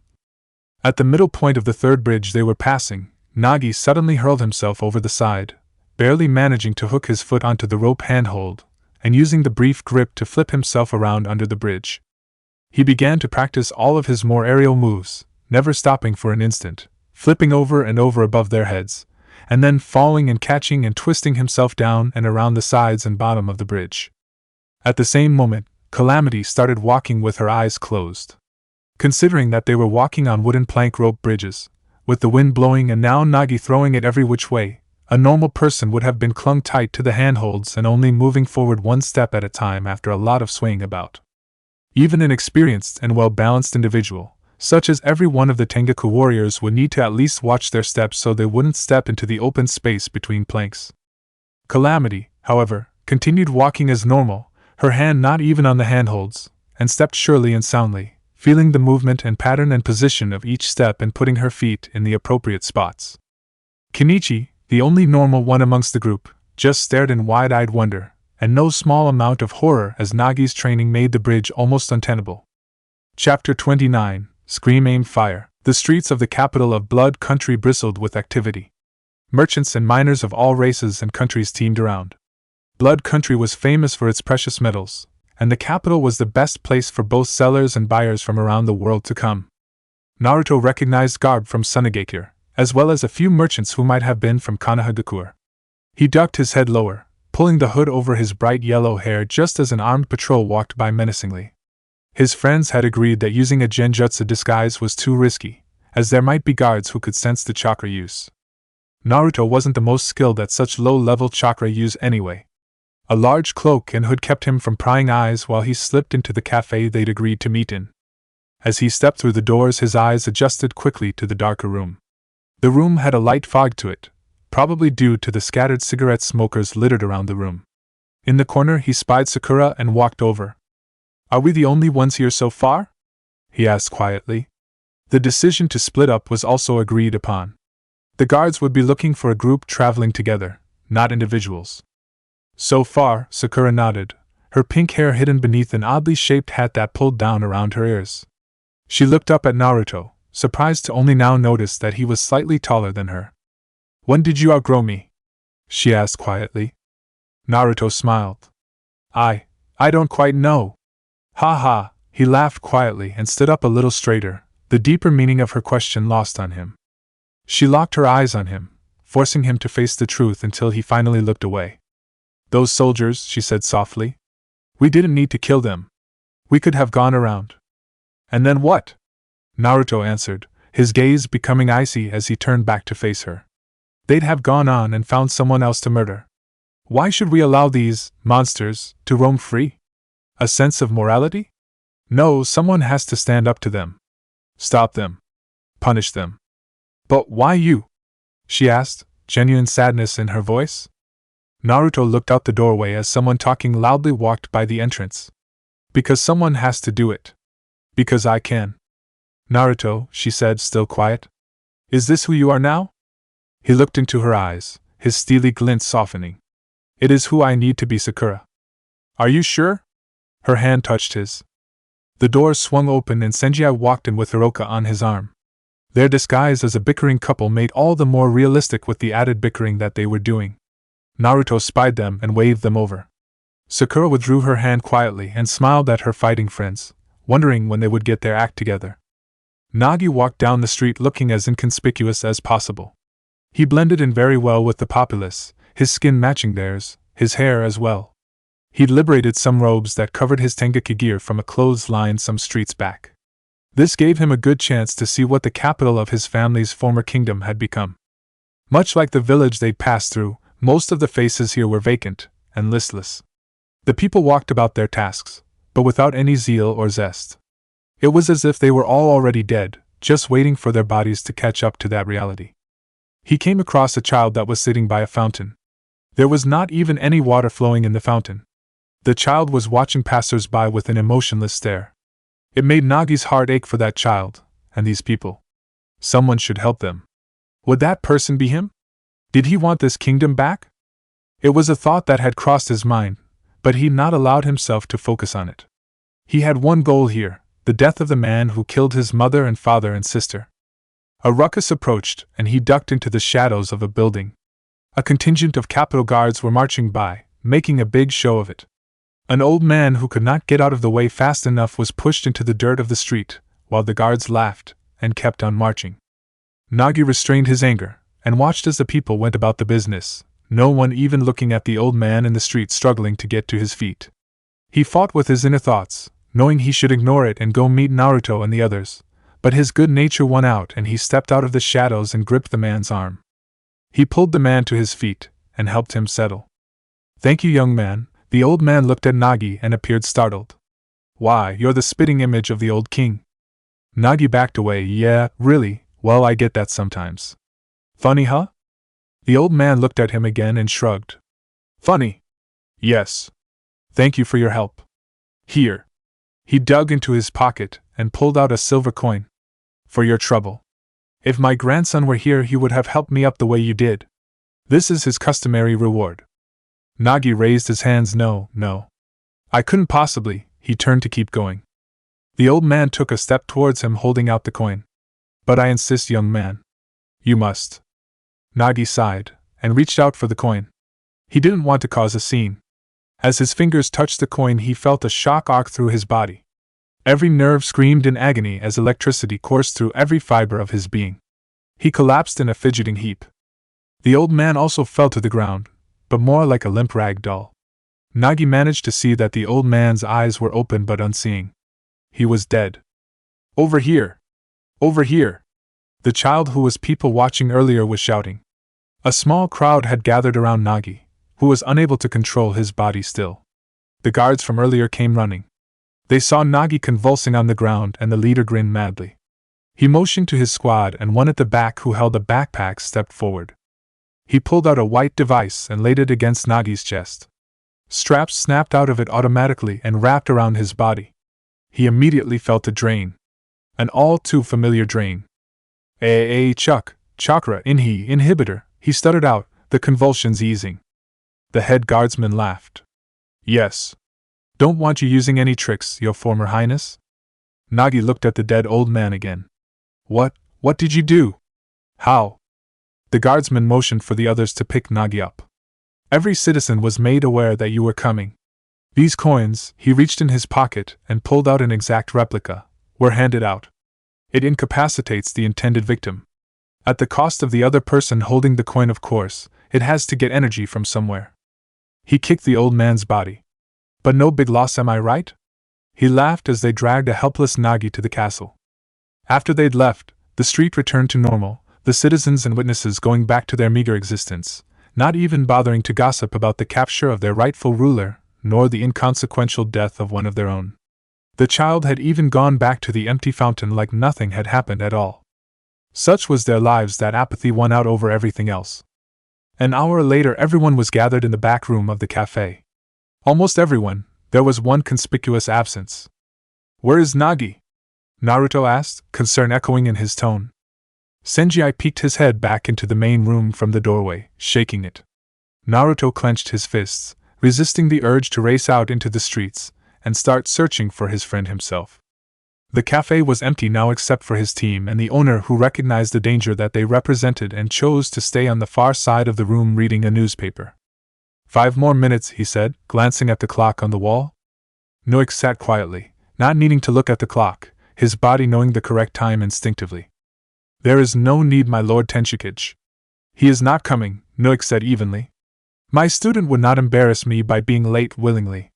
He has either been killed or captured. This is my own fault. If I had trained him better, this would not have happened." Naruto looked at Noik hard. "Nagi is not dead." He turned to the door. "Senji," he barked. "Find me someone to interrogate." 5 minutes later, Senji stepped back into the room with a struggling guard that he slapped across the face a few times. He threw him down onto the ground, where Calamity kicked the guard in the ribs before grabbing him by the collar and lifting him. "Have you heard anything about a new prisoner?" Naruto growled at the man, his eyes taking on a reddish glow. To his credit, the guard held out for 30 seconds before wetting himself. Nagi was alive. He was captured an hour ago and sent to the castle. They had been on the lookout for him specifically. He looked so much like the old king that he was the easiest to find. The new king was going to kill him. Calamity bashed the guard on his temple, sending him into dreamland, and turned to find all of her friends strapping on their gear and shedding their disguises. Noik was instructing Kenichi to stay close to him at all times and to observe. To his credit, the boy showed no fear. "The time for deception and sneaking is past," Naruto declared. He flexed his fists and reached behind his jacket, pulling out a round tube that was pure white. With a flick, it expanded to full staff size. Calamity gasped. It was a heavenstone staff. Its unbreakable surface as smooth as glass. Perfect for someone who kept breaking his wooden staffs like Naruto did. "Where did you get that?" Calamity asked. "Yoshi," was all Naruto said, twirling it absently in his hands, then collapsing it and putting it back under his jacket. "We must get to Nagi fast. Any ideas?" "The castle is right up the road. Why don't we just knock?" Sakura suggested. Senji looked out the window to the castle walls within the city. He flexed his fingers, feeling the song of the twin Kodachi at his sides, knowing they longed for battle, any battle, this battle. "Okay. So," he turned to Naruto. "Front door?" Naruto grinned. "Front door." Boom! The sound echoed throughout the entire city, vibrations knocking down anything that wasn't too heavy, and if there was any glass windows anywhere, they all probably would have cracked at the very least. The heavy oak doors to the castle were 50 feet high with reinforced beams across them. To their credit, they had stood the test of time, protecting the castle from marauders, invading armies, and the like for over a century. The wood was petrified and oiled, harder than all but the best steel. It had served its purpose. Until today. Deadly splinters flew down the main path inside the castle walls, massacring the small platoons stationed in front of it, clouds of sawdust filling the air. In the midst of the clearing dust stood Sakura, fist still outstretched. "Nice knock." Hiroka grinned at her friend and teammate. The path ahead remained empty, clearly inviting them to go straight to the king's castle. Naruto was only too happy to oblige the open invitation. From the open gate poured hundreds and hundreds of clones. They filled the path and ran straight down the road. Within seconds, a crossfire of arrows and cannon fire drilled into the horde of clones. The horde stopped, and then began to spread into the side streets. Incredibly, the pops of smoke that indicated a clone dispersing appeared less and less as more clones poured in, taking on and subduing the palace militia. How are they avoiding those arrows? Calamity asked Naruto. He shrugged. My clones know the same tricks I do. Like my Hiraishin. So they're popping up behind the line of fire. After a few terrible minutes of fighting, the sounds of battle receded further and further away from the main pathway. That should keep them busy. My clones will mop up the army outside here, while we go in, Naruto said, his smile slipping from his face as he looked down the path into the castle. His eyes taking on that serious glint again. Nagi's life hung in the balance. Let's go. Nagi spat the blood out of his mouth and onto the boot of the man who called himself his cousin. The Blood King laughed. It really is remarkable how much you look like your father. The king bent down and hit Nagi across the face again. Why did you come back here? Kicking him in the side of his face as he asked. Nagi felt the pain lance through his head as the boot connected, stars appearing in his eyes as he skidded across the concrete floor. The chakra-inhibiting device on his chest glowed bright white, a gift for the Blood King from his friends in Snow Country. As an added precaution, he also had steel handcuffs that held his wrists together behind his back, cutting deeply into his skin, the blood making them slick but not any less tight. For revenge? The king stalked over. To take back your kingdom? He laughed. What could you possibly hope to accomplish here? He spread his arms and pointed out the window. Do you see outside? You must have seen what this country has become. It burns. The entire country is at a slow burn. I have made it so. The people fear me, and that is the only thing keeping them in line. Knowing who their one true master is. What could you possibly do in the face of my might, boy?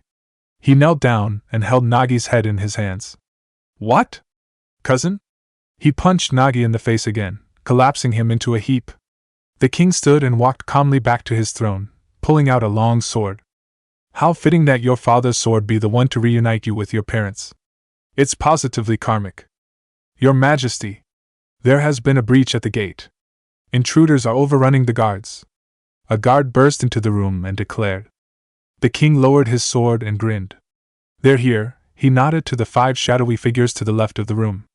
They disappeared in a flash. He looked back at Nagi.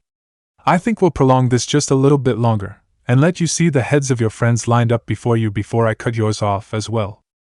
If it's all the same to you, Lash said lazily. He stood off to the right next to his brother Scorpion. We'll just wait here for his friends to show up. At that point, you can ask for our help and owe Emperor Danzo everything. Scorpion smirked. The Blood King laughed again. We shall see. Yes. Yes, we shall, Lash replied, looking out of the window.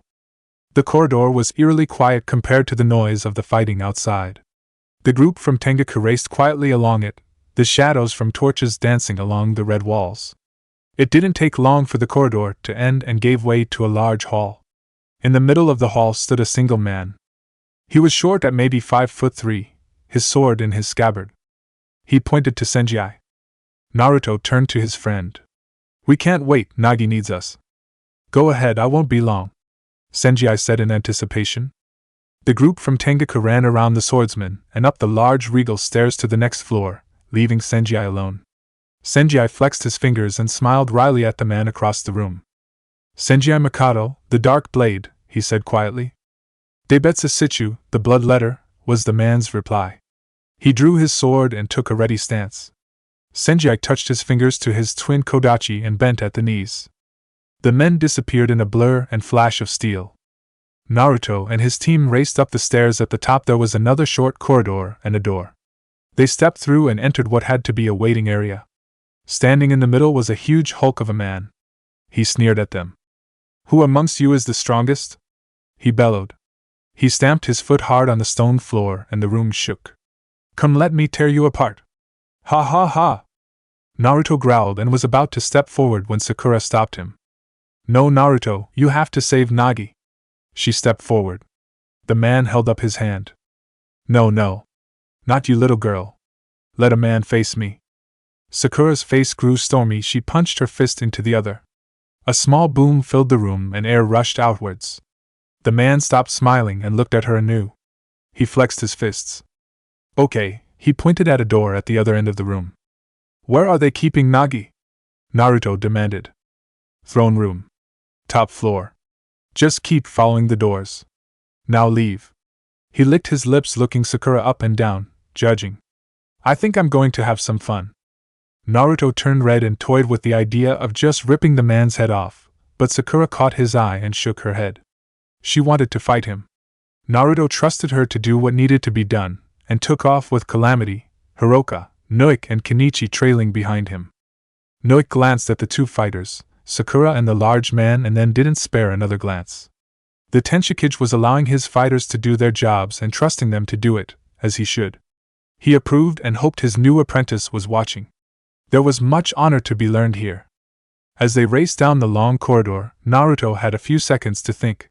Despite what Noik assumed, Naruto hadn't had time to process everything as yet, instead acting on instinct and gut.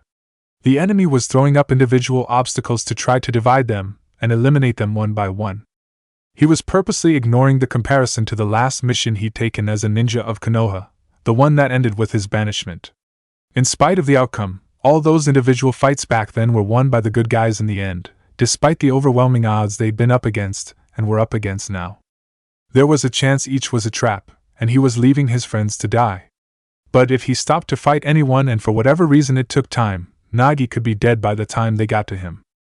He had to trust his friends. Glancing ahead, he saw two women in the corridor waiting. He didn't even slow down, looking left and right, receiving nods from Calamity and Hiroka. He and Noik and Kenichi raced past the female adversaries, leaving them to the girls' team. Senjai clutched his swords tightly. Thus far he'd avoided any cuts from his enemy, but he'd also been unable to land any attacks either. His twin Kodachi could attack from more angles at once, but the other swordsmen seemed to have superior speed nonetheless. He charged in low, double swinging with his swords, aiming for the main artery in the thighs. The swordsman stepped backwards just enough to avoid the attack, and brought his katana down towards the back of Senjai's neck. Senjai rolled forward, avoiding the swing. He rolled almost into the body of the man, and stood suddenly, dragging his sword straight up. A lesser man would have been cut in three. The swordsman spun in a circle away, deflecting the attack with his sword. Senjai felt a scratch along the back of his left fist. The other man had drawn first blood. The cut stung. He glanced at it. The skin was torn rather than sliced. Ah. Daibetsu grinned. You begin to see why they call me the Bloodletter. He held up his katana and turned it so the blade caught the light. My sword. Its name is Bone Saw. Its bite has teeth. In the light, Senjai saw what he meant. A serrated-edge katana. Yes. Come, let Bone Saw bite you again. Daibetsu lunged, his sword arcing towards Senjai's left. Senjai blocked with his right Kodachi, bringing the left sword's point in a thrust to Daibetsu's side. However, he was thrown off balance when the swordsman grated his swords against Senjai's, the serrated edge rattling the steel. His thrust wasn't as fast or as effective as he planned. Daibetsu rolling into and down, dragging his serrated edge sword straight down, pushing into Senjai's body, then ripping it suddenly across his chest. It raked skin, cloth, and blood in its path. He took one step backwards and then flashed step forward, swinging both blades in a move designed to cleave a person in two.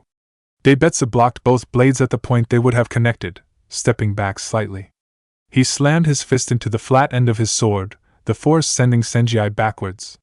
Senjai rolled and came up onto one knee. Is this the best you have, Dark Blade?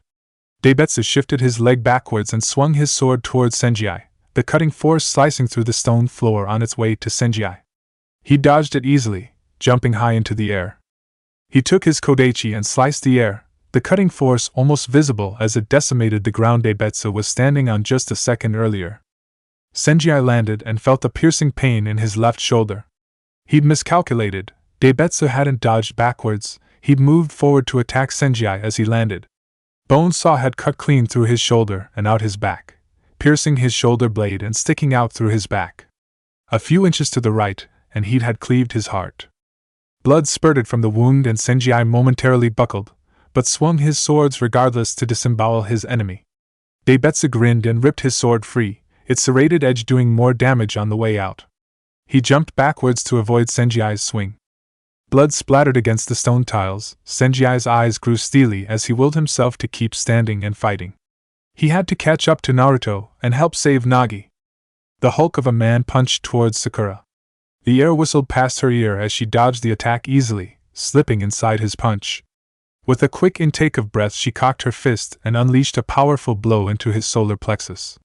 The result was surprising. The man didn't fly across the room as she'd expected. Though the impact made a loud boom, and dust and wind flew from the site of impact, that was the only physical result to her attack. His hands came down in a surprisingly fast swing. She held her forearm over her head to block. The impact sent her a full 4 inches into the stone floor, the rock buckling and dust flying. Sakura rolled backwards and out of the way. Standing, she looked at the man again. He hadn't moved from his spot. "That the best you got, girlie?" The man laughed. He lifted his legs one at a time and stretched, cracking his chest muscles and shoulders. "That was a tickle. Come, let me tickle you back." Sakura frowned and thought quickly. The man was strong, that was clear, but that punch would have decimated a boulder of comparable size. Tsunade had taught her how to destroy almost anything, but it was a smaller lesson that came to mind right now. She had told her that one day Sakura would face someone who could take her punch easily. Always remember there is someone stronger than you. The key is not to be stronger, but smarter. Everyone has a weak spot. Find it, and then strength wouldn't matter. Sakura needed to find his weak spot. For that she needed more information. She steeled herself and leaped in, fists flying. "We will be your op," the twin female guards began to say. Calamity left them no time to finish the sentence. Her arrows were in the air before they even stopped moving. 2 embedded themselves in the eye sockets of the girl on the left. The girl on the right managed to block with her metal fans, but Hiroka's scarf snaked out and 30 different razor-sharp threads exploded towards the female. Half connected, impaling the woman through her neck and torso. Calamity and Hiroka stopped, looking as the bodies dropped to the floor. Noik had taught her something that she had already learned once a long time ago in the Badlands. "If you're going to kill someone, do it. Don't talk," she said to the corpses. Naruto and Noik were already out of sight around the corner. Hiroka was about to suggest they keep going and catch up to Naruto when the bodies on the ground began to stir. Calamity and her friend watched as the arrows were pushed out of the eye sockets, and holes were filled with hundreds of small, writhing red worm-like creatures. The damage was repaired and the 2 female guards sprang up, attacking. "Fair enough," they both spoke in unison, already in motion. Hiroka cursed and sidestepped a sweeping fan attack. She lifted her front leg to avoid a sweep and raised her back arm parallel. With a sudden step forward, she shifted from defensive to offense. Her hand struck forward, fingers rigid in a knife strike. The female guard blocked the attack with a closed fan. She then tried to slice Hiroka's hand with an open fan. Hiroka folded her arm at the elbow and stepped sideways, flowing into an elbow strike. Calamity jumped backwards, loosing arrow after arrow into the body of the other female. This one was deflecting most of the arrows with twin daggers, but Calamity's training with Noik had paid off immensely. She didn't need to aim, she just knew where she wanted to hit, so she did.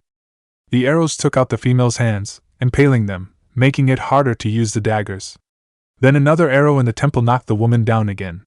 Those worm things though were faster this time, healing the body almost instantly, and pushing the arrows out. "These bitches won't stay down," Hiroka grunted. "I know!" Calamity exclaimed. Blood dripped freely from his forehead and stung his eyes. His opponent had a few small slashes as well, but it was clear the majority of the damage had so far been done to Senji. He tightened his grip on his swords. This opponent was better than him, that made this fight even more important. His best friend and leader was getting stronger every day. Senji had once told him he was the best swordsman in the world. Well, that wasn't true, but someday it would be. And this man stood in his way. He took a breath and blinked, his eyes clear again, a serious shine glinting in them. "Why are you smiling?" Daibetsu demanded. "You are unable to defeat me using these traditional techniques. You are using twin kodachi, which requires more energy to use than my single katana. You bleed freely onto the floor. I'm surprised you're actually still standing." Senji stood up straight. "Now that's an idea." He grinned wildly.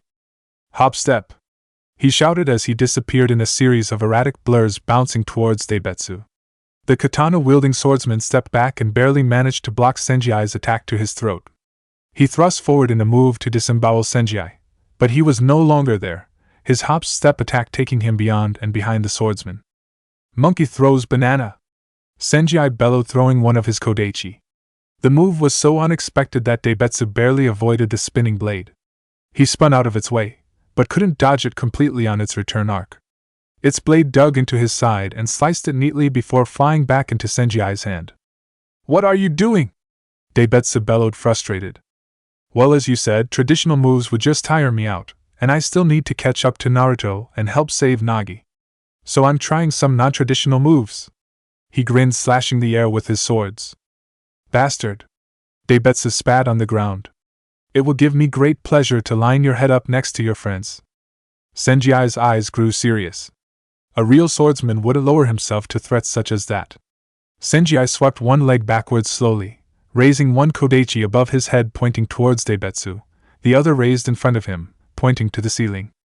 "If someone such as you could give me this much trouble, then I have much further to go than I thought." He closed his eyes. His muscles tensed, every coil tightening. He jabbed forward with one blade, then the other, then back again, faster and faster, the cutting force pushing forward in precise thrusts.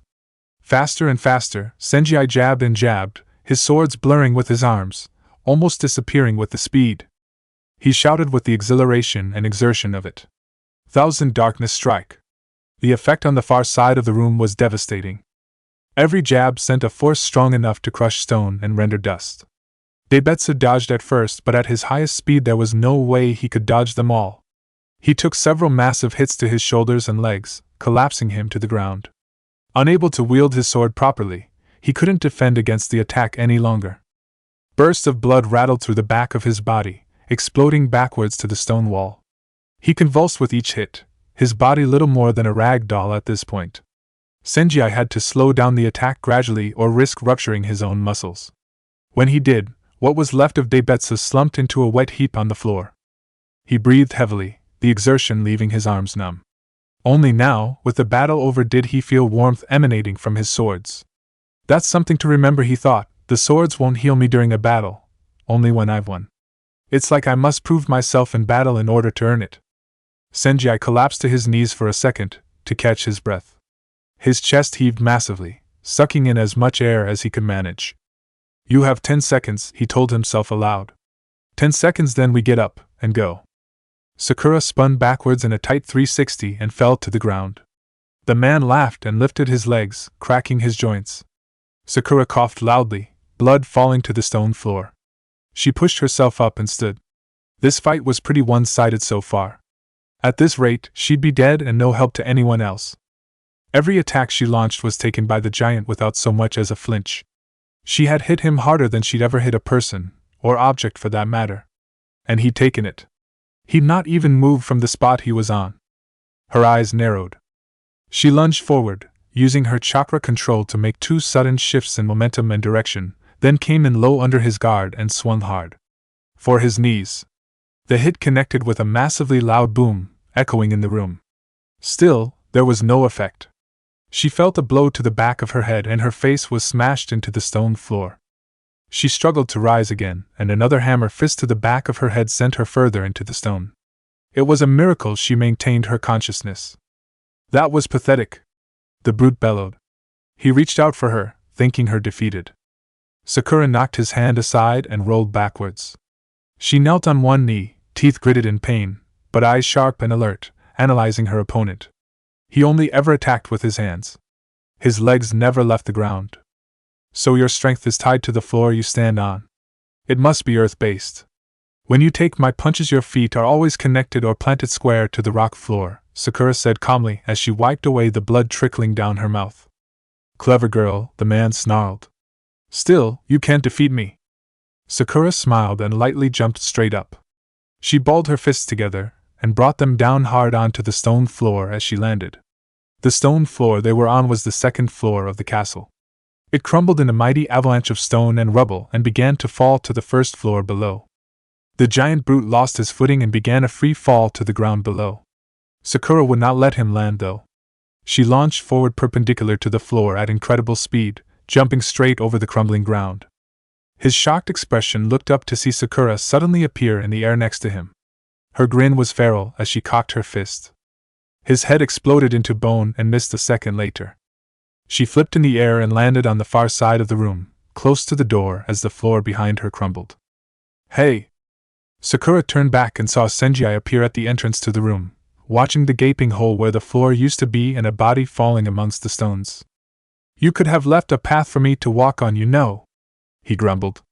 With a jump he leapt to the wall and ran quickly along it for a few steps before jumping down to where Sakura was standing. "I'm guessing everyone else ran ahead?" Senji asked nonchalantly despite looking like the walking dead. There was blood on his face, shoulder, torso. Sakura was appalled at his state, but imagined she didn't look much better. She nodded and wobbled for a second. Senji reached out to grab her, noticing the large bruises on her face and the stiff manner she was standing in. He bit his tongue, not wanting to draw too much attention to it. Despite her appearance with her pink hair, Senji knew she prided herself as a fighter as well. To treat her any differently than any other teammate would only make her mad. And after seeing what she had just done to this room, he definitely didn't want to make her mad. He drew back his hand without holding her, letting her balance herself. "Soon as you're ready, let's go," he said, looking out the door and down the long corridor. The sounds of a battle were reaching them. With a deep breath and a nod, Sakura ran out the door with Senji following. "Ah!" Hiroka screamed as a fan sliced through her scarf and deep into her thigh. A fount of blood sprayed across the tiled floor. The Crimson Guards woman brought her fan back to her side, snapping it shut and stabbing forward with the second one, leaning forward with her body. Hiroka managed to drop under it and lean back. She plied her scarf and channeled it towards the woman, impaling her wrist with 3 chi-hardened cloth spikes. Like before, the woman slipped her arm off the spikes and it healed almost instantly. Hiroka flipped and skidded backwards away to recover for a few precious seconds. Calamity kept putting arrows into the head of the other woman, who kept getting back up. "You okay, Hiroka?" she shouted without looking, keeping her eyes on the body that was getting up again. She spared an arrow and shot the other guardswoman in her head as well without looking. "I'm fine." Hiroka took some threads and directed them towards her thigh. With a gnashing of her teeth she directed the threads with her chi to stitch her cut back together. The blood stopped dripping in time as the 2 guardswomen got up again. "This is ridiculous!" Calamity exclaimed. "How do we get them to stay dead?" Hiroka flexed her shoulders. "Well, remember those zombies we fought on the way to the Crescent Moon Kingdom?" Calamity nodded. "Good, but we need to hold them still long enough to not cut my scarf to shreds." Hiroka mused as the guardswomen took ready positions. Calamity didn't respond, she just put away her long bow and drew her smaller twin crossbows. "Get ready." She closed her eyes and felt outwards. She could see them moving with her inner eye. Feel their presence. Knew where her targets would be. She took a deep breath and let loose. Her hands were a blur, small arrows flying like a hailstorm towards the 2 guardswomen. Despite their best attempts to block, they were pincushioned by 10s, 20s, 100 crossbow bolts. Her hands were firing and reloading faster than the human eye could track. Hiroka jumped high in the air over the arrow storm. The pincushioned bodies were upright still. She lashed out with her scarf, splitting the fabric in 2. Calamity simultaneously stopped firing long enough for the cloth to wrap around the women's necks. "Ay!" Hiroka exclaimed as she pumped energy into the cloth, and tightened, cutting deep and in seconds popping the heads of the women off their bodies. The pincushioned bodies fell to the ground writhing, red worm-like creatures spilling out of their bleeding necks. The heads rolled toward Calamity, Hiroka landing neatly beside her. The eyes blinked and mouths moved silently, blood trickling out of their mouths. "You girls okay?" Sakura and Senji came running up behind them. Calamity and Hiroka turned and smiled at their friends. "Yes. Just taking care of some undead bitches," Calamity said with a smile. She put her mini crossbows away and shook her hands loose. Sakura looked at the head still rocking on the ground and frowned. "Well, let's just be sure." She turned and pulled a heavy wooden door off of its hinges. Everyone stepped back, and she slammed the door down on the heads, a splatter of blood escaping from the sides of the door on the ground. "Where's Naruto?" Naruto threw open the doors to the throne room.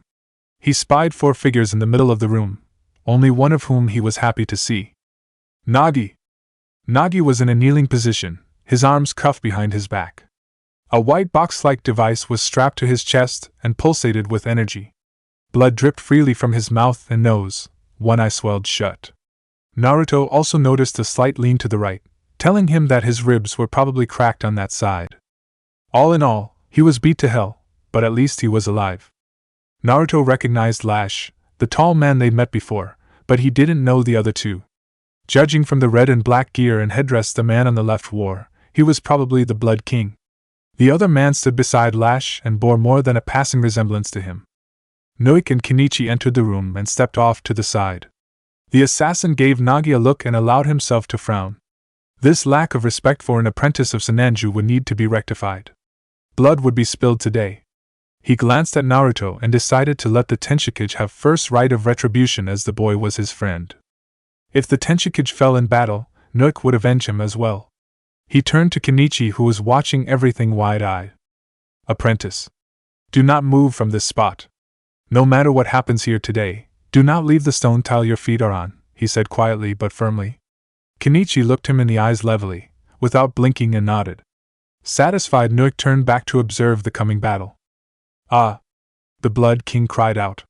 So this is the great and powerful Tenshikage. Destroyer of cities! Angel of death! Ha! He laughed. You are a child. Naruto smiled and hastened forward. He appeared a foot in front of the Blood King, his fist drawn back. His punch didn't connect. The king stepped back just enough to avoid it. Enough to avoid the fist itself.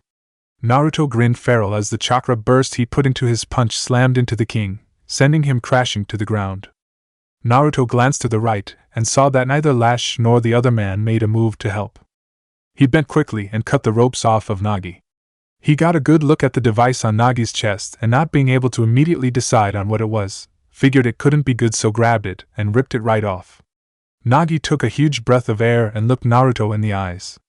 That one look conveying gratitude, anger, hate. The Blood King was already on his feet as the door opened again and in ran Senji, Sakura, Calamity and Hiroka, all looking slightly worse for wear. What are you two doing standing there? He shouted at Lash and Scorpion. Are you asking for Emperor Danzo's help? Scorpion asked lightly, a well-practiced smirk spreading across his face. Being one of Danzo's personal agents, his actual emotions were long since gone, but it was a valid tactic that certain expressions or other emotional outbursts could allow one to control their opponent as easily as the Root controlled themselves. Yes, Scorpion, goddammit. Just kill them! Spittle foaming at his mouth as he snarled and pointed to the newcomers. Scorpion nodded and he and Lash stepped forward. Lash walked towards Naruto, Scorpion towards the others. Nagi struggled to his feet, wobbled for a second, then glared at the Blood King. Go ahead, Naruto. I have some unfinished business with my cousin, he said through gritted teeth. Naruto turned to meet Lash, who was smiling congenially. Sorry about this, he said apologetically, his red coat fluttering behind him as he sped forward in a sudden burst of speed. Naruto was standing perfectly still, his eyes closed. At the last second, when the fist would have connected, Naruto's orange-marked eyes popped open, his irises having become rectangular slits. He raised his arm, blocking Lash's attack. However, Lash was very close now. Naruto felt the senjutsu chakra he just absorbed draining out of him quickly. He punched forward quickly before it was gone completely. Lash caught his fist in his own, the force of the punch sending wind flying outward from their position. They stood there for a second, Naruto looking almost straight up at the 7-foot-tall man. They broke apart, and Naruto jumped backwards quickly. I was right, you do absorb chakra, he exclaimed. No, you're wrong. I don't. Lash jumped forward and snapped his leg into a side kick. Naruto raised his arm and blocked it, but the strength of the kick sent him skidding to the left. He managed to keep his footing though, simply skidding on his feet. I nullify it. I can't use it myself either, of course. He cracked his knuckles. Truthfully, you're the worst possibly matchup for me. None of your chakra attacks would have any effect on me. A pure taijutsu user is probably the only one that could beat me. He stepped forward in a blur of fists and feet. Naruto did his best blocking, but was quickly hit and fell to one knee. Lash jumped in to land a kick to Naruto's temple, a killing blow. Naruto, however, hastened to the other side of the room, giving himself a second to recover and think. Lash looked across at Naruto puzzled. He should not have been able to do that so close to him. Scorpion stood in front of the 4 teens from Tengaku.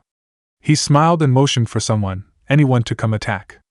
Hiroka and Calamity didn't even need to look at each other, leaping in at the same time. Calamity peppered arrow after arrow at Scorpion, while getting closer and closer. His hands though were a blur, knocking them aside as if they were moving at snail's pace. Hiroka was airborne, her scarf leaping, snapping, its threads splitting and attacking as a dozen deadly spikes seeking to impale him. Scorpion stepped to the side and seemed to just grab the threads in midair. The cloth went limp in Hiroka's hands. She was so stunned that she didn't even see the fist that drove the air out of her lungs. She crumpled to the floor. Calamity grunted and let the arrows flow, using every technique that Nook had taught her, every arrow seeking out a lethal spot, an opening. Scorpion anticipated every attack though and dodged or knocked the arrows aside. He dove forward, dropping to all fours suddenly and jumped at them while very low to the ground. He stopped right in front of Calamity. His back leg came up and over, his heel connecting with her forehead, knocking her unconscious and backwards. With a short derisive laugh he stayed on all fours, his arms spread wide, his chest barely touching the ground, his right back foot raised and shook it at the others, daring them to attack. Nagi growled as he and the Blood King circled each other. The king was looking more and more insane with each step. "What now, boy?" the king sneered. "Going to kill me?" Nagi snarled. "Yes." He charged forward, his capoeira skills honed to an edge by the instruction of Nuik, his feet and fists a blur, attacking with all his might. The king didn't even move from his spot. He blocked every kick, every fist. "Is this it? Is this the revenge you want so badly?" the king demanded angrily. Nagi let out a guttural noise and melted into the shadows. The king's eyes opened a little wider at that, but he still didn't move. Nagi burst from a shadow beside him, his kick arcing towards the back of the king's head. Just as it would have connected, the king caught it. With a contemptuous flick of his wrist he pulled Nagi out of the shadow and tossed him across the floor. "Fool! Your father was a master of the shadow. Do you not think I spent countless years sparring with him, studying these techniques?" He drew his sword, flames igniting then dancing along its blade. "Your childish quest for revenge ends here." Sakura was airborne before Calamity hit the floor. She came down fist first, her strength behind it, ready to break the back of Scorpion. He skittered away to the right, dodging the attack without even looking at her. She landed hard, destroying a radius of 30 feet of stone around her impact point. Scorpion darted in with his two fists, his legs still extended behind him. Sakura blocked left and right. His legs swept up and over. She blocked overhead with an X block, then swept her right leg forward close to the ground, seeking to take out his supporting arms. He pushed up and over her leg sweep, landed and corkscrewed, his fists punching out twice, hitting her in the chest both times. She stepped back and resumed her stance, ready to rush in again. Scorpion jumped backwards and stuck to the wall behind him. His hands were a blur, and he came at her. Sakura was intent on his movement, and drove forward with a punch of her own. His hands swiftly gripped her wrist and twisted her, throwing her off balance. His back leg came under his body this time and slammed into her stomach, knocking the wind out of her. Sakura's lower body was sent flying backwards, but her wrist was still in his grasp. He twisted again, and she felt her bones snap. He still didn't let go, his right leg landing and steadying his stance, his left leg snapping and connecting with her face, sending her flying backwards towards Senji and the unconscious bodies of her friends. Senji's face was a thundercloud. He drew his swords and tensed his muscles. "Boy." Noike's voice came quietly to him from behind. "By any chance do you know wheel-style taijutsu?" Senji shook his head. "Then watch out for his legs, and be on the lookout for when he reveals his sting." Scorpion stood, and pointed at Senji, beckoning him over. Naruto created 3 clones in a puff of smoke. One held out his arms and the other 2 made Raisengans in his outstretched hands. Naruto, the real one, lunged forward and attacked using his frog fu taijutsu. His fists were fast, but Lash was stronger. The extra distance that chakra would have normally added to his frog fu was nullified, so it was a pure hand-to-hand fight. Lash was taller, with longer arms, and stronger. He open-palmed Naruto's face in a move that would have crushed a skull. Naruto disappeared in a puff of smoke. Lash was again confused. A clone was chakra. How was it able to fight him? The 3 Narutos in the back lunged forward. The one in the middle was holding 2 Raisengans. He attacked swiftly, faster than the previous attacks. This time the Raisengans disintegrated before coming into contact with Lash. He brought his knee up, suddenly catching Naruto in the gut. This Naruto popped into smoke as well. Lash looked at the two Narutos he thought were clones flying towards him, their white suits fluttering slightly. He kicked out at the one on the left. Naruto ducked under the leg and punched up, slamming his fist right behind Lash's knee. Lash was temporarily spun off balance, long enough for the other Naruto to slam his fist into Lash's face. Lash didn't even budge. The strength of the man extended further than just his fists. He grabbed the Naruto that punched him by the front of his suit and slammed him into the ground. He turned to the last Naruto who was rolling away. This had to be the real one. He stepped after him and felt a rustle on his leg. He looked down to find an exploding tag stuck to his pant. He bent and removed it. "I told you, chakra doesn't work on me." Naruto stood and nodded. He harangued, appearing inches away from Lash, and body slammed into his stomach. Lash stepped backwards one step. Naruto rose in an uppercut that Lash dodged by moving his head slightly to the right.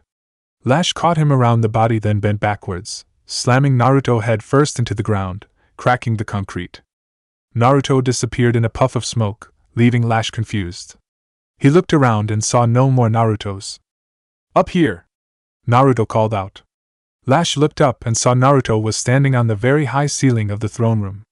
He'd been observing the fight the entire time without risking himself. Lash grinned and inwardly applauded the tactic. He bent his knees and jumped straight up, flying to Naruto's position. The real Naruto had been thinking and observing. Lash really was impervious to pure chakra attacks. And he was stronger than Naruto was physically. So why was he able to touch him with his clones? He dodged Lash's fists and allowed himself to drop to the ground, thinking furiously of a way to win this fight.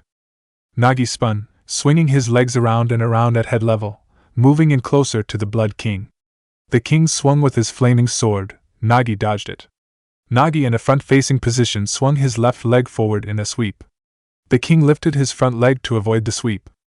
Nagi kept the momentum going, turning around and back-flipping so his same sweep leg became an overhead attack to the king's face.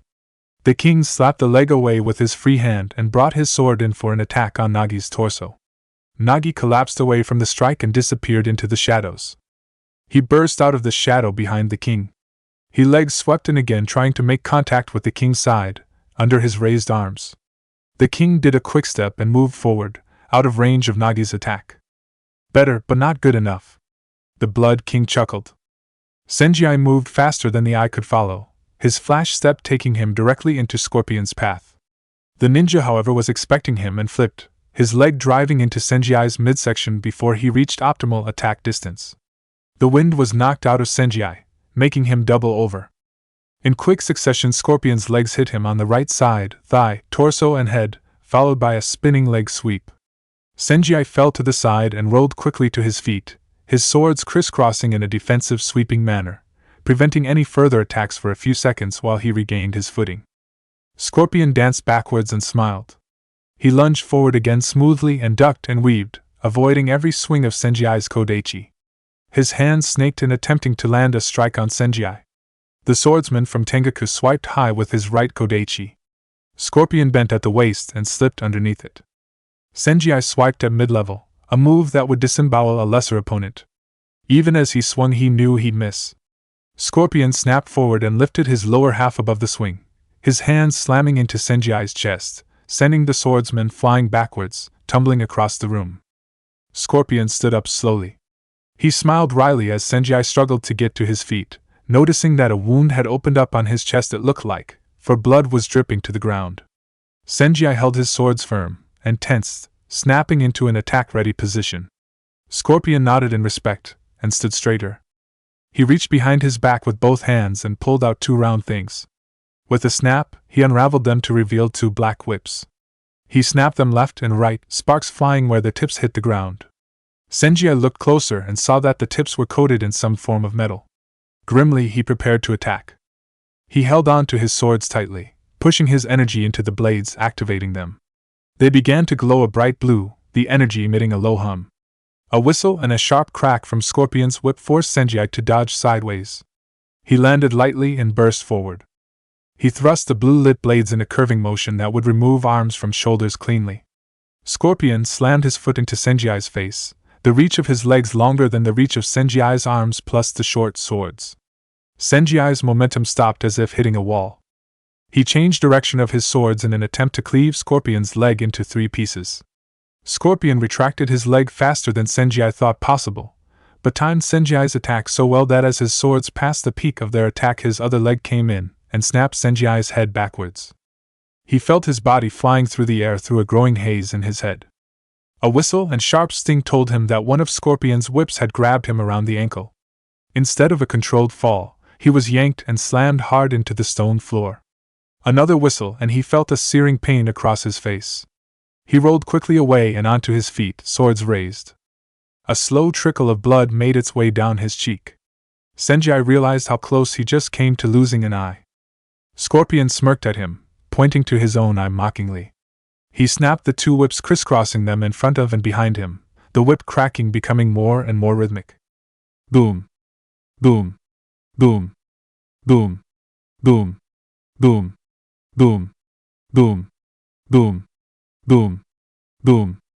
The whip's thunder cracked continuously, rolling into almost one continuous long rumbling. Senji watched the movements. He'd not fought against whips before, so he had to learn fast. Their movements were not wholly unpredictable. Scorpion's hand movements sent a rippling effect down each whip. The problem was that Scorpion's hands were blazing fast. Senji could not process the movement and counter it before the whip would get him. He noticed that where Scorpion was, there was no one behind him, so maybe if it worked once. Senji closed his eyes briefly, then stabbed forward. The searing pain in his shoulder told him that his shoulder wound was opening up again. His swords hadn't had enough time to completely heal him as yet. No matter, he pushed everything he had into this attack. Faster and faster, he sent force outwards with each stab. "Thousand darkness strike," he uttered, pushing past his limits. Scorpion didn't move. His whips cracked and twirled in front of him. The chakra attacks melted as they touched each whip slash. Scorpion kept his whips moving, forming a complete shield against the onslaught. Senji slowed his attack down and almost collapsed to his knees again from the effort. His willpower all that kept him on his feet. "I may not be as strong as my brother Lash, but I can nullify your chakra attacks as well," Scorpion sneered. He cracked his whip and Senji felt a bite in his right forearm. He tightened his grip on his swords. Scorpion stepped forward, his left whip sweeping low for Senji's feet. Senji skipped over it and blocked with a raised left arm as the right whip came in high, wrapping around his arm and pulling him off balance. He fell and rolled free. He needed to think, otherwise he was going to lose. Nagi was a shadowy blur, his legs and arms moving in circular but unpredictable patterns. He landed several hits on the Blood King, who swung his flaming sword at the shadows and burnt Nagi a few times, but so far nothing had ended the fight conclusively. "I admit your capoeira is different than your father's. Cleaner somehow. But it matters not." The king looked at Nagi's coming attack and with a squinted eye watching the arc of attack, he grabbed Nagi's fist. With a squeeze, he tightened his grip and without expression on his face looked Nagi in his eyes. "It's over, boy." His arm lit on fire, the flame searing into and cooking the flesh on Nagi's arm. Nagi screamed. "Nagi!" Naruto shouted. He looked in horror as the Blood King held his friend and fire burned his arm. Naruto rushed to his friend's aid, but was blocked by Lash. "Our fight isn't over, I'm afraid," the tall man said laconically. "No, you're not afraid," Naruto growled, his eyes turning to crimson slits. "But you will be." Senji saw Nagi being lit on fire, and rage overtook his reasoning. He was not going to win this fight at this level. He must be stronger. He had promised Naruto years ago that he would be the best swordsman in the world. Now his friends needed him, and his lack of skill kept him from them. To Senji this was unacceptable. He closed his eyes and listened to the sounds of the whips, blocking out Nagi's screams. He took all his emotion and imagined a small flame. He forced his emotions, memories, thoughts, fears, everything he was into that flame, embracing a void. It was a technique that his master had taught him long ago. He'd never been able to concentrate enough to do it right. Until today. Senji could hear the whips whistling and cracking through the air. He began to swing his swords in similar movements. His short swords crisscrossing in front of him, not snapping, but slicing. Faster and faster, until his movements perfectly matched those of Scorpion. Scorpion's eyes narrowed, seeing the swordsman mimic his motions. He snapped the whips, first right then left towards Senji. Senji sliced forward, first left then right, his sword slashing to meet the whips perfectly, slicing a small groove into the leather. In the same motion Senji flash stepped into Scorpion's body, both blades leaving dark streaks as they stabbed into Scorpion's upper chest, protruding from his back. Threading the needle. Senji muttered, while Scorpion rocked his head back in shock, his eyes glazing over. "You're in my way," Senji whispered into Scorpion's ear.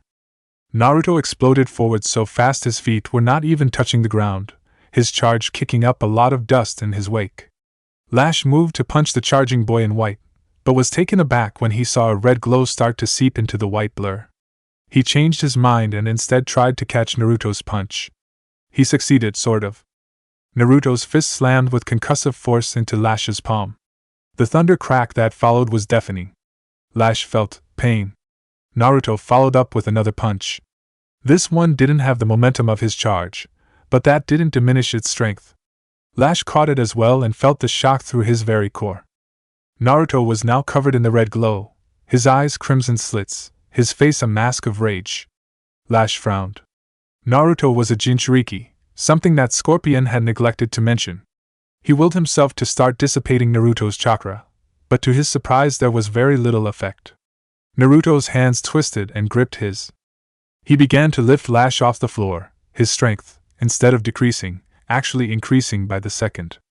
Naruto lifted Lash straight up and overhead, their arms outstretched. It looked like Lash was doing a handstand on top of Naruto. Lash bent and kicked at Naruto's face. The kick was a strong one, but Naruto did not budge. His white coat fluttered inside of the boiling glow, and a single bubbling chakra tail showed itself. Lash had fought a Jinchuriki once before, and had been able to nullify the chakra. But this was different. There was just so much of it that he knew his ability was being overwhelmed.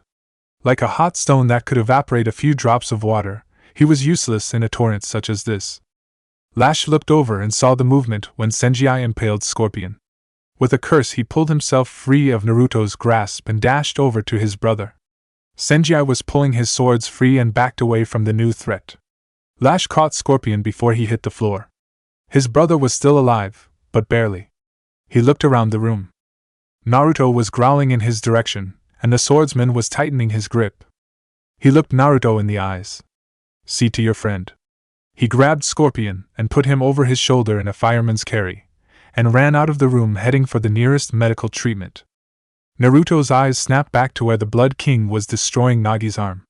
He flew in that direction, slamming his fist into the king, sending him flying backwards. The king retained his footing, catching himself a few yards back and snarling at Naruto. Nagi fell to his knees, the pain overwhelming his senses. His left hand grasped the charred remains of his right. The skin and muscle had been burnt, and some of it melted off in his hands, showing blood and bone beneath. He threw his head back and shouted in pain, before collapsing into blessed unconsciousness. The Blood King charged at Naruto, his sword alight with flame. Naruto blocked with a red chakra arm. The king, however, sliced right through the arm. Naruto saw it in time and, holding on to Nagi, hastened back to where the others lay. Noik took Nagi's limp body and laid him gently on the ground. He moved fast, wrapping what was left of Nagi's arm in ripped cloth, binding it tight. Noike's eyes gave away his anger at the damage to his apprentice. He turned to the Tenshikage and shook his head. Naruto understood, Nagi would probably lose that arm. He struggled to suppress his anger, fighting down the demon fox's chakra and thoughts. He managed to get it under control, his tail disappearing. With a few deep breaths, Naruto opened his normal blue eyes and shot forward, towards the Blood King. As he was in midair, he reached behind and under his jacket, pulling out a short, smooth white stick. At about 2 feet long and cylindrical, it looked harmless enough. He channeled some chakra into it, and it expanded into normal bow length. He swung it at the Blood King, who blocked it with his flaming sword. The flames did not tarnish or affect the Heavenstone staff in the least bit. "You will all perish!" the Blood King shouted, his body becoming engulfed in flames. His entire body alight, eyes glowing white. Heat came off of the king in waves. Naruto lurched backwards, and swung the bow again, sending a shockwave across the room. It hit the king, but the flames were only fed, making him stronger. The wall behind the king crumbled. The king directed a spear of fire towards Naruto. He shot upwards, dodging it. While in the air, he formed 10 clones. Each clone formed a Rasengan, and fell back to the ground towards the king. The king swung his flame sword in a huge slash, leaving fire in its wake. The Rasengans collided in a mind-numbingly loud series of explosions with the flame barrier. The king was thrown off his feet, and Naruto landed hard some distance away, cracking the stone in a crouch. His muscles tensed, and he disappeared, a fast Hiraishin next to the king. The king swung low in a move to disembowel Naruto. His bow blocked the attack though, the heaven stone ringing loudly in the room. Naruto punched with his free fist, the fire engulfing his hand, but it connected anyway, knocking the king down. Naruto felt the skin on his hands burning, but his healing factor was already kicking in. The king stood up in a rage and screamed. The flames came alive, exploding out of him. The very stone under their feet started to glow orange. The roof of the room blew out, the wooden beams reduced to splinter and ash. The sudden influx of daylight flooded the room. The king seemed to become fire itself, the sword he was holding disappeared. He grew in size, the flames growing higher and higher until the flame beast towered over Naruto and the already halfway destroyed throne room. Naruto narrowed his eyes. He channeled his chakra, white energy bursting out and circling his body like amorphous beams of light. He crouched low, then jumped high, the ground splintering from the force of his jump. He went straight for the Blood King's head, seeming almost to fly as his hands were a blur. A shout of effort escaped his lungs as he swung the bow with all his might in a great cutting motion. The slice of air chakra was razor thin and was one of the strongest forces Naruto had ever unleashed. It cut clean through the fire beast, through the stone walls behind it, and dug deep into the earth far below. The walls above where his slice had passed began to slide, then crumble, opening the room further. The Blood King's fire beast swiped at Naruto with a large flame-covered hand. Naruto didn't have time for a Hiraishin before being swatted into the ground, the impact shaking the castle. He got up slowly as the fire beast stalked, seeming to flow closer to him. His element of air was making things worse. The fire was feeding off the air and growing larger and larger. He needed a way to extinguish the flames, not feed them. He watched the flames flick at him, the shape of the Blood King almost lost in the blaze. When he had tried to cut the beast, there was a temporary gap in the flames. That might be all he needed. Naruto vanished from the spot he was in. 100 versions of him appeared in a circle around the king. In unison, the clones used all their residual chakra to do a wind cut towards the fire beast. The flames wavered and danced, the wind throwing it this way and that in an uneven pattern. The real Naruto had a fully ready Rasen Shuriken in his hand and was flying towards the center of the fire beast. The dancing of the flames prevented the Blood King from properly shielding against the attack, and Naruto managed to slip through. The Rasen Shuriken hit with ridiculous force.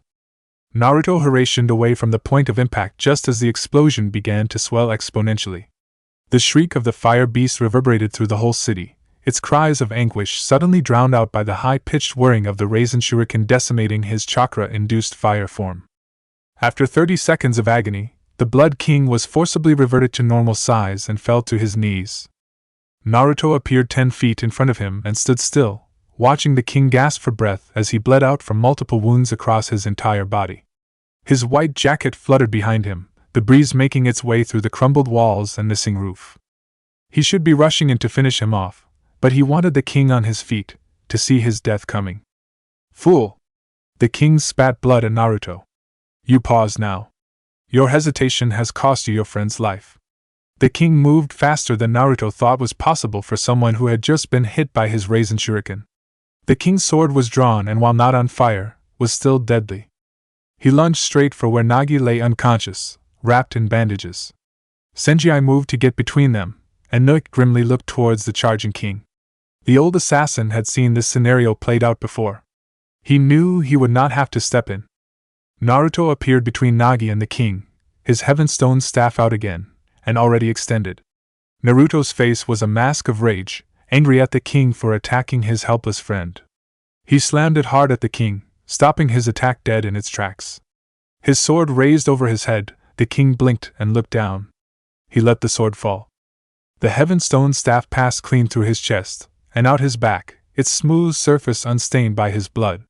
The staff was not pointed, but the force that Naruto had used allowed it to impale the king's only 2 human body easily. Naruto's face moved from rage to shock. He pulled back and the staff slid out of the king like a hot knife through butter. The king fell to his knees, all strength having left his arms. They hung limp by his side. "Daddy!" A little girl burst into the room, followed by an older man who looked pale and distraught at being there. The girl ran up to the king, who was leaking blood profusely onto the stone ground, and put her arms around his neck. The king did not move though, dead on his knees in front of Naruto. "Daddy!" She cried again, her wails echoing into the now evening sky. Her eyes glanced at Naruto, forcing him to see her, to see what he'd done. She screamed at him, "Leave my daddy alone! Daddy, wake up!" The effect on Naruto was devastating. He dropped the staff and stepped back, not wanting to see the scene before him unfold, but unable to look away. The girl cried, and cried, squeezing her father, hoping for a response. The older man ran up and tried to drag her off of him but was not able to. Naruto turned away, looked at his friends, his face a thunderstorm of emotions. Noike's words echoed in his head now. "Make your choices, and have the conviction to live with them." "We're done here," he said a bit too gruffly. Senji nodded and moved over to the others. Sakura, Hiroka and Calamity were all still unconscious. Noik and his new apprentice Kenichi were pulling everyone together in a pile. They would use the Tengaku armbands to get home. "We're one short," Naruto said to no one in particular. Kenichi did not have an armband, he would not be able to travel this way. Naruto reached up and removed his band. "Naruto, what are you doing?" Senji asked, alarmed. Naruto shrugged. "Kenichi needs to go with you. I'll activate the seal. It will take him to Tengaku. I can get home the fastest on my own.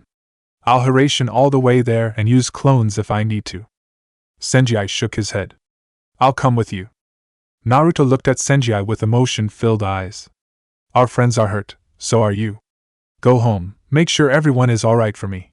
I promise I'll meet you there." Senji stared at his friend for almost a full minute, then nodded and turned back to the others.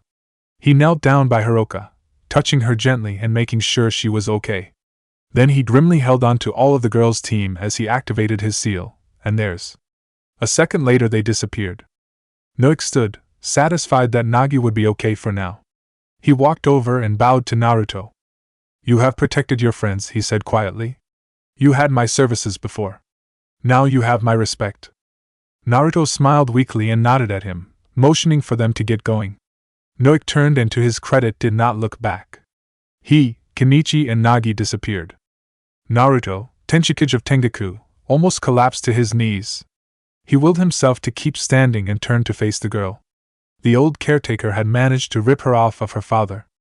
"One day," Naruto said quietly. "One day you might want revenge, for what happened here today." The girl's cries did not stop, but Naruto kept talking anyway. "On that day, if you come, I will not stop you." He turned and walked out the door. Chapter 30, Consequences. Tengaku, medic! Senji bellowed as the smoke cleared and they appeared on the seal in front of the White Tower.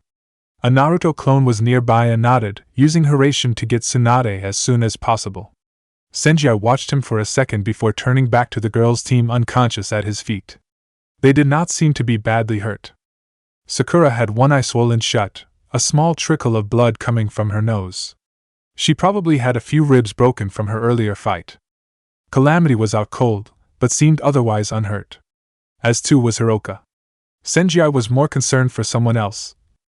A puff of smoke and Noik, Nagi and Kenichi appeared on the seal. One look was all Senji needed to know the situation was bad. "Move!" Tsunade bellowed, almost running Senji down. She knelt by Nagi, and her hands began to glow immediately. Noik, that most stoic of teachers, wore a look of utmost concern on his face. He grimly pulled Kenichi aside and instructed him to watch everything but say nothing.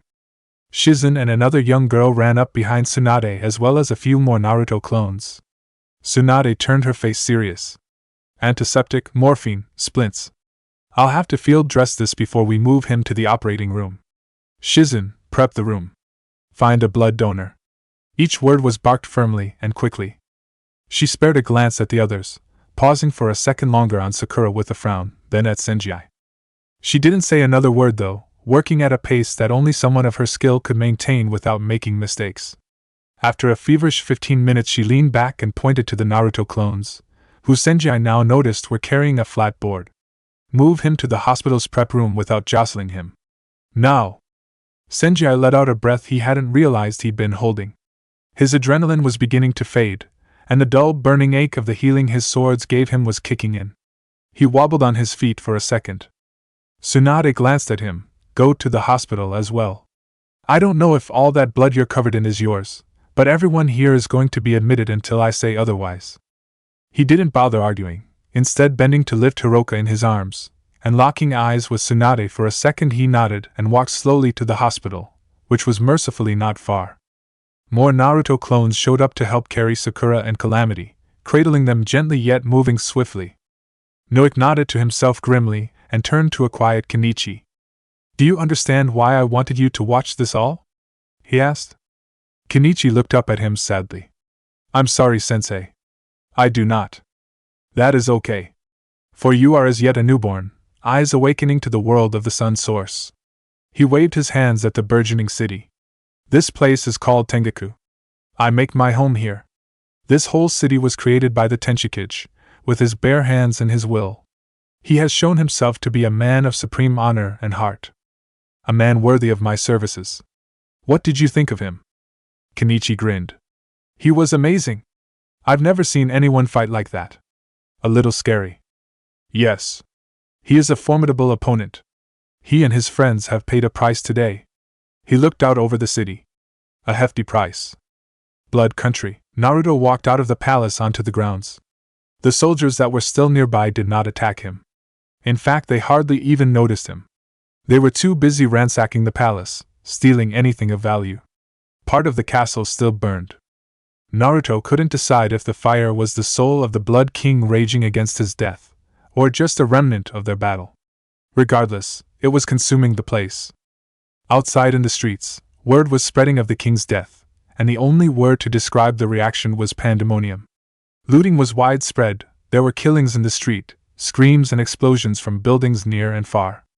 Naruto closed his eyes and wished, no, willed himself far from here. For the first time, he did what his father had been able to do. He jumped with his version of the Horatian and appeared not only where he could see, but where he could see in his mind's eye. He found himself on top of the mountain overlooking a plain. They had crossed the spot a few days ago, he and his friends. The jump left him a little disoriented. He walked to the edge and looked out over the plain. From up here it looked so peaceful. He inhaled deeply, trying to release the sickening feeling he had in his chest. Leave my daddy alone!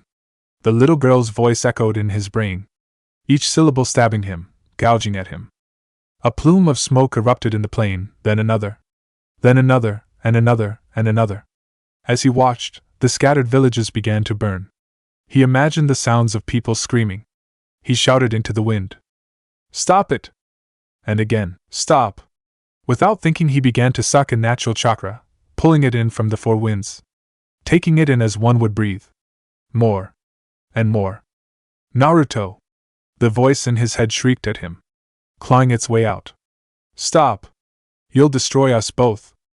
With a guttural cry, Naruto channeled the built-up chakra into a beam of light, shooting it straight up into the sky, burning a hole in the clouds above, tearing open the sky in his grief. He cried out in mental anguish, and just poured energy into the blast. It went on and on until he was spent and collapsed onto his knees. The fox did not say anything, knowing that his container was in a fragile state of mind right now. Death for one was death for both.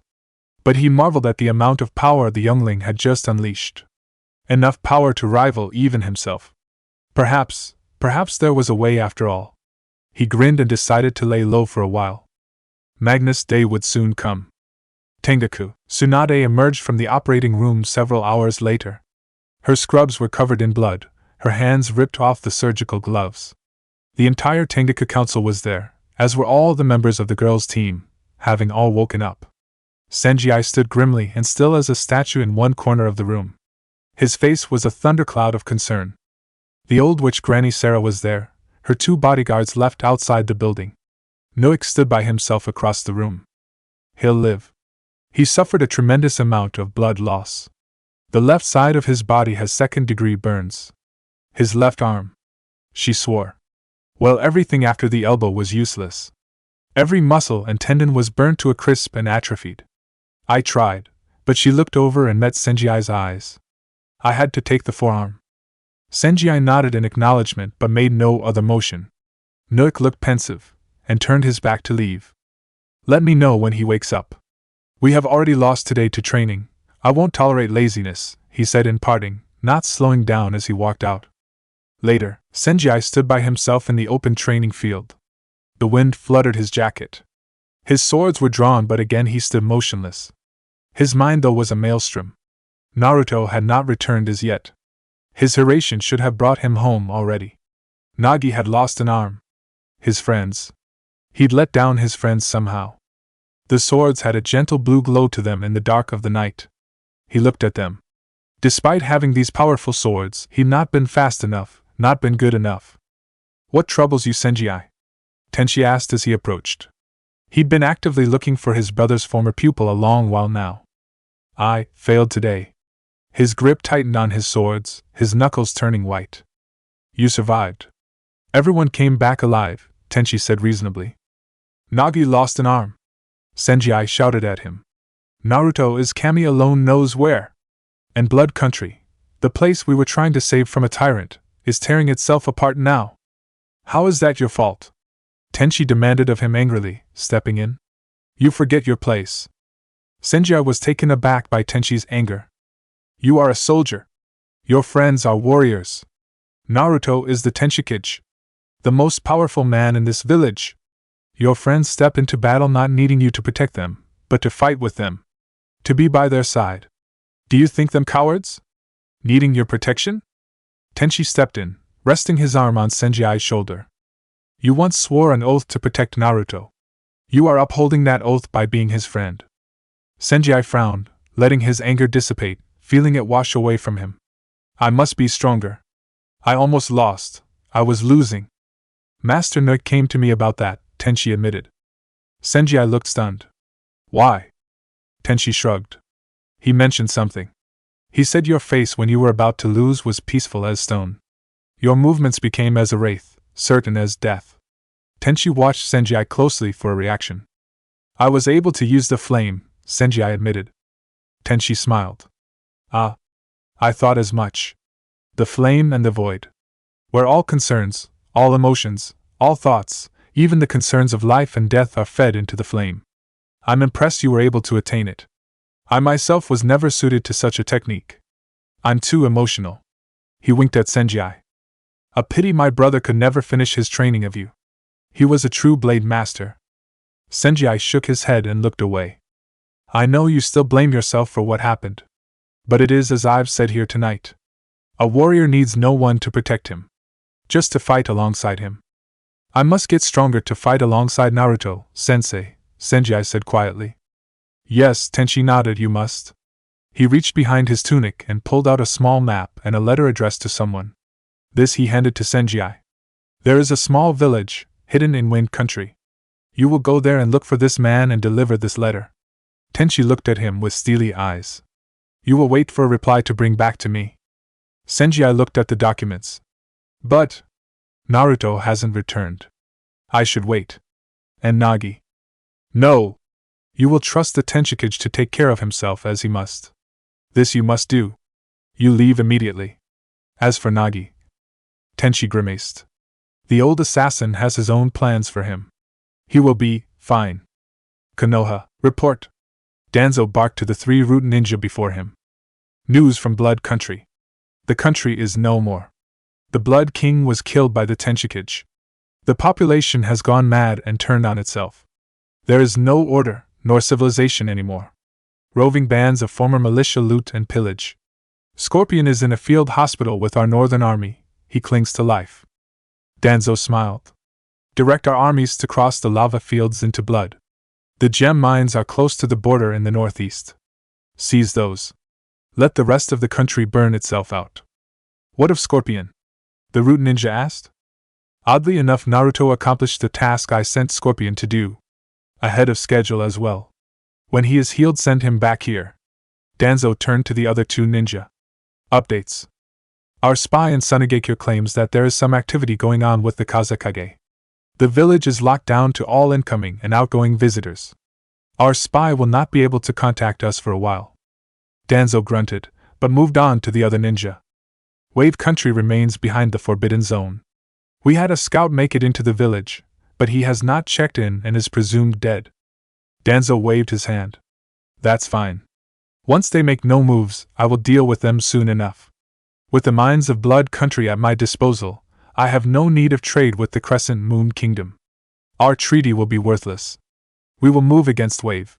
Soon. A voice rose from the shadows. Coo coo coo. What about lightning? Your most royal exalted excellency? Coo coo coo. Orochimaru stepped into view. It seems at odds to me that you will ignore your enemy to the north but choose to move further east. If they moved, they would cut your forces in two. You understand little of tactics, Snake. He pointed to the map of the known world displayed on the wall. If we take Wave, then Water Country, we can attack Lightning on two fronts, by land and by sea. I didn't know Roots could swim. Orochimaru chuckled, but he conceded the point. What do you want? Danzo demanded of the Sannin. You requested an audience with me, remember, O great humble magnificent emperor?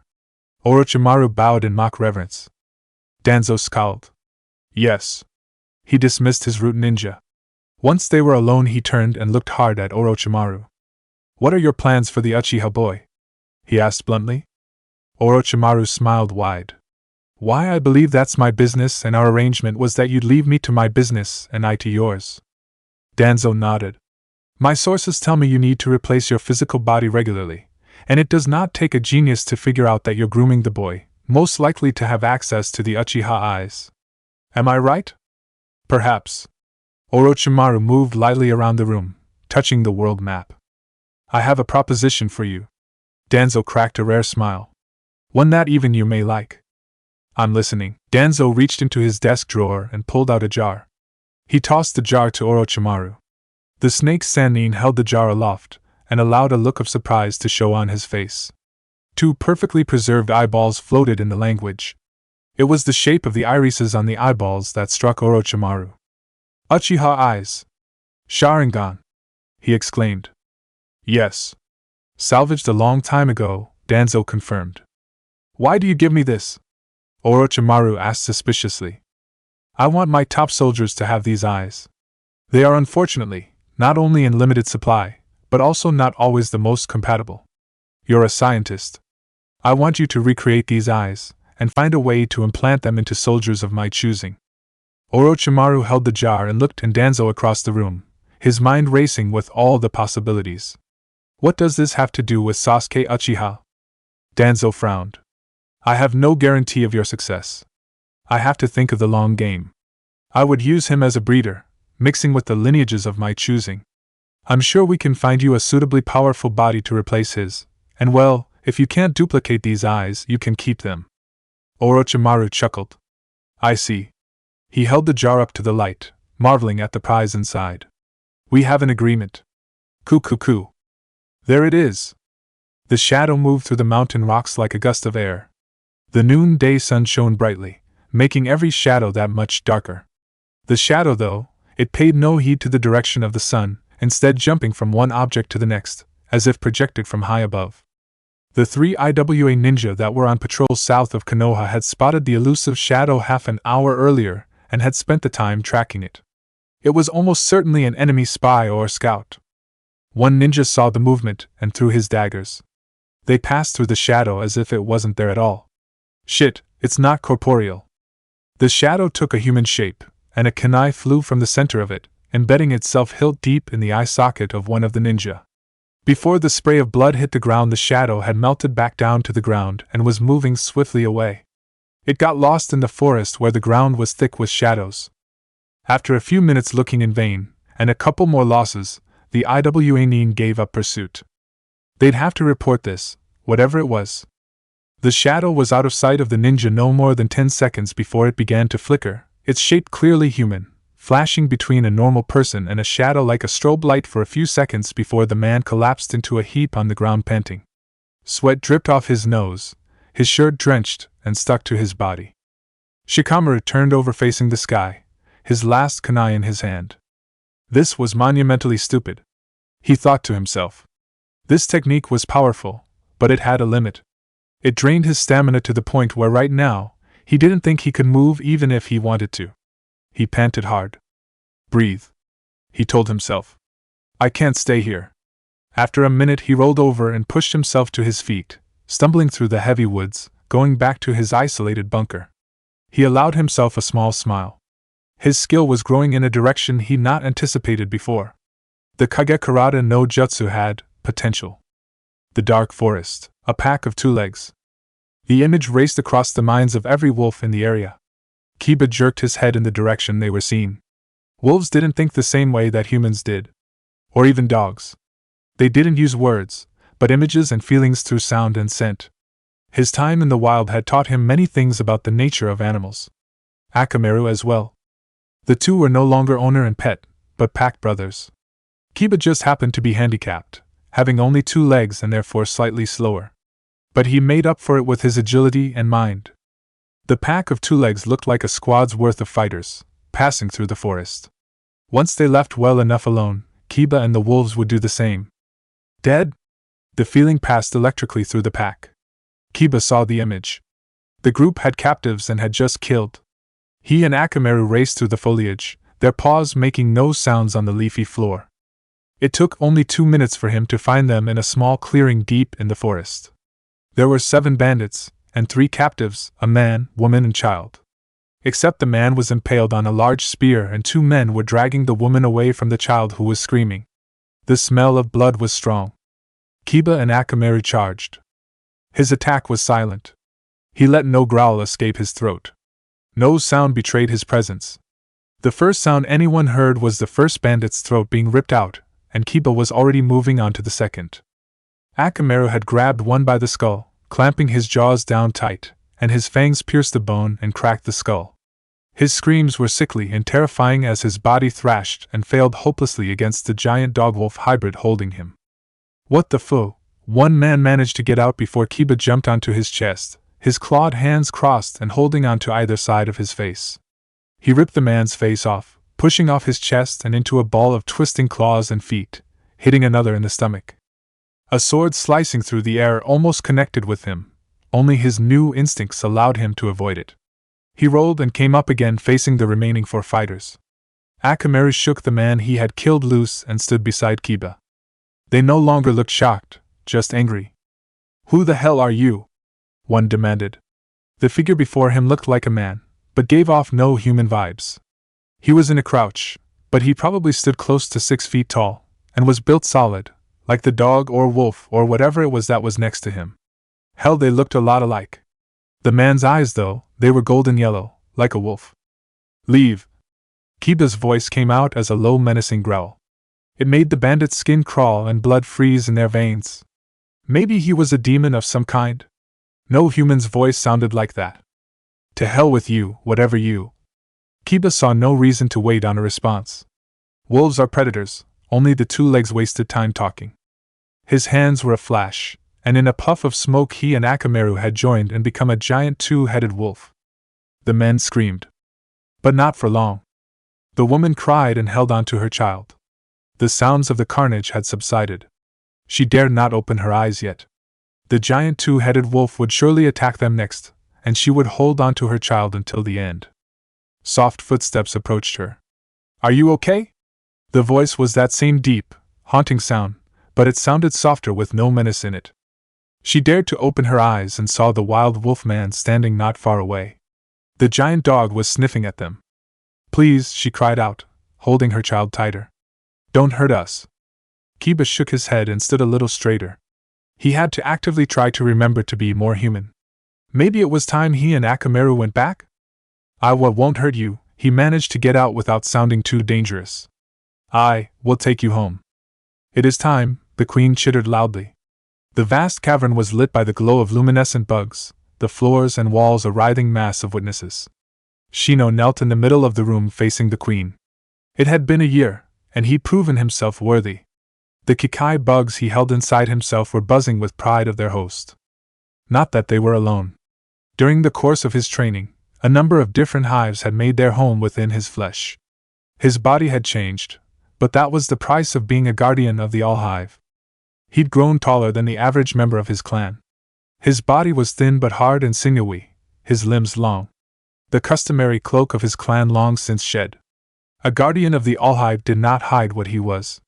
He was naked as the day he was born, for that was what this was, a rebirth. His eyes were now all black, and had changed subtly due to the daily doses of a liquid the queen gave him. He could now see as if his eyes were compound, like those of a fly, though they gave no outward appearance of oddness beyond the jet black color. His skin had also changed slightly, taking on an almost leather texture. He had become something more than just a human, but not quite an insect. The queen approached him in her human form. He had to admit, she was physically very attractive in this form. She had yet to avail herself of him as a consort, but today's ceremony bestowed the true title of Guardian of the All-Hive, and as queen she would lay with no one less than that. It is customary for a guardian to adopt a new name. I have chosen to call you Dragonfly. The queen tittered. Her voice was clear and sweet as bells. Shino nodded and spoke loudly enough for the cavern to hear him. I accept this name with honor, my queen. Then rise, Shino the Dragonfly. Rise as a guardian of the All-Hive, sworn to protect, sworn to fight. Shino stood and the noise in the cavern was deafening, every insect within chittering in approval and excitement. Edge of Blood Country. Naruto wrapped the brown cloak he'd found around himself tightly, passing the dead bodies that littered the side of the road. He could have left the country long ago without seeing any of this, but he felt like he needed to see the destruction that he'd caused. They'd had no plan for this country beyond confronting the king. In hindsight, he wondered what they were thinking. He just assumed that the people would be happy, that someone would take the king's place. He'd even started to wonder if he'd lose his friend Nagi to the throne that rightfully belonged to him. It all seemed very naive to him right now. The country had imploded into madness, and he had a hard time not blaming himself. He stopped and looked at a pair of burned-out corpses. A child and a woman, arms wrapped around each other, the fires that had consumed them still smoldering. The tears dripped down his face at the sight. He could no longer stand it. He visualized a field that he knew, far away from this cursed land, and vanished in a blink. Nightfall. Several miles away from Tengaku, Naruto stood and looked at the cloud that held his village. It looked like any other, but he knew which one it was by now. It just floated there mysteriously, unmoving at the top of the mountain range. He remembered meeting the old trapper Livingston at this very clearing a long time ago. Well, what felt like a long time to him. It had only been a couple of years at the most. The island had held for him a promise of a new start. It still did, but for the first time since those days when he wandered, he didn't know what direction he should go. Was he a good leader? His friends had been hurt, he'd killed people, and that affected other people. Everyone he killed was someone's father, mother, brother, son. What gave him that right? He looked up at Tengaku and decided not to jump there, as he'd taken to calling it. He'd walk and think. Think hard. It took a day of walking, but Naruto was close to the wind tunnel that would take him back up to Tengaku. There were signs of Jiraiya's improvements in the tunnel. It had been hidden better. There were some traps as well that he could see, traps that wouldn't trigger against a citizen of Tengaku. Naruto nodded to himself, and looked at the ravine. He stood and stared for a few minutes, unsure as to why he didn't just jump in and go home. Suddenly he heard a rattling sound behind and to the left. He whirled and saw nothing. He squinted and looked around, feeling a presence close by, but not able to see anything.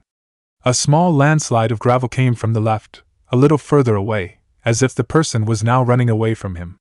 Naruto leapt forward cautiously. He followed the sound, which always seemed to be just slightly ahead of him. He stopped suddenly, standing on top of a boulder in a small ravine, his brain finally kicking in. This felt like he was being led into a trap.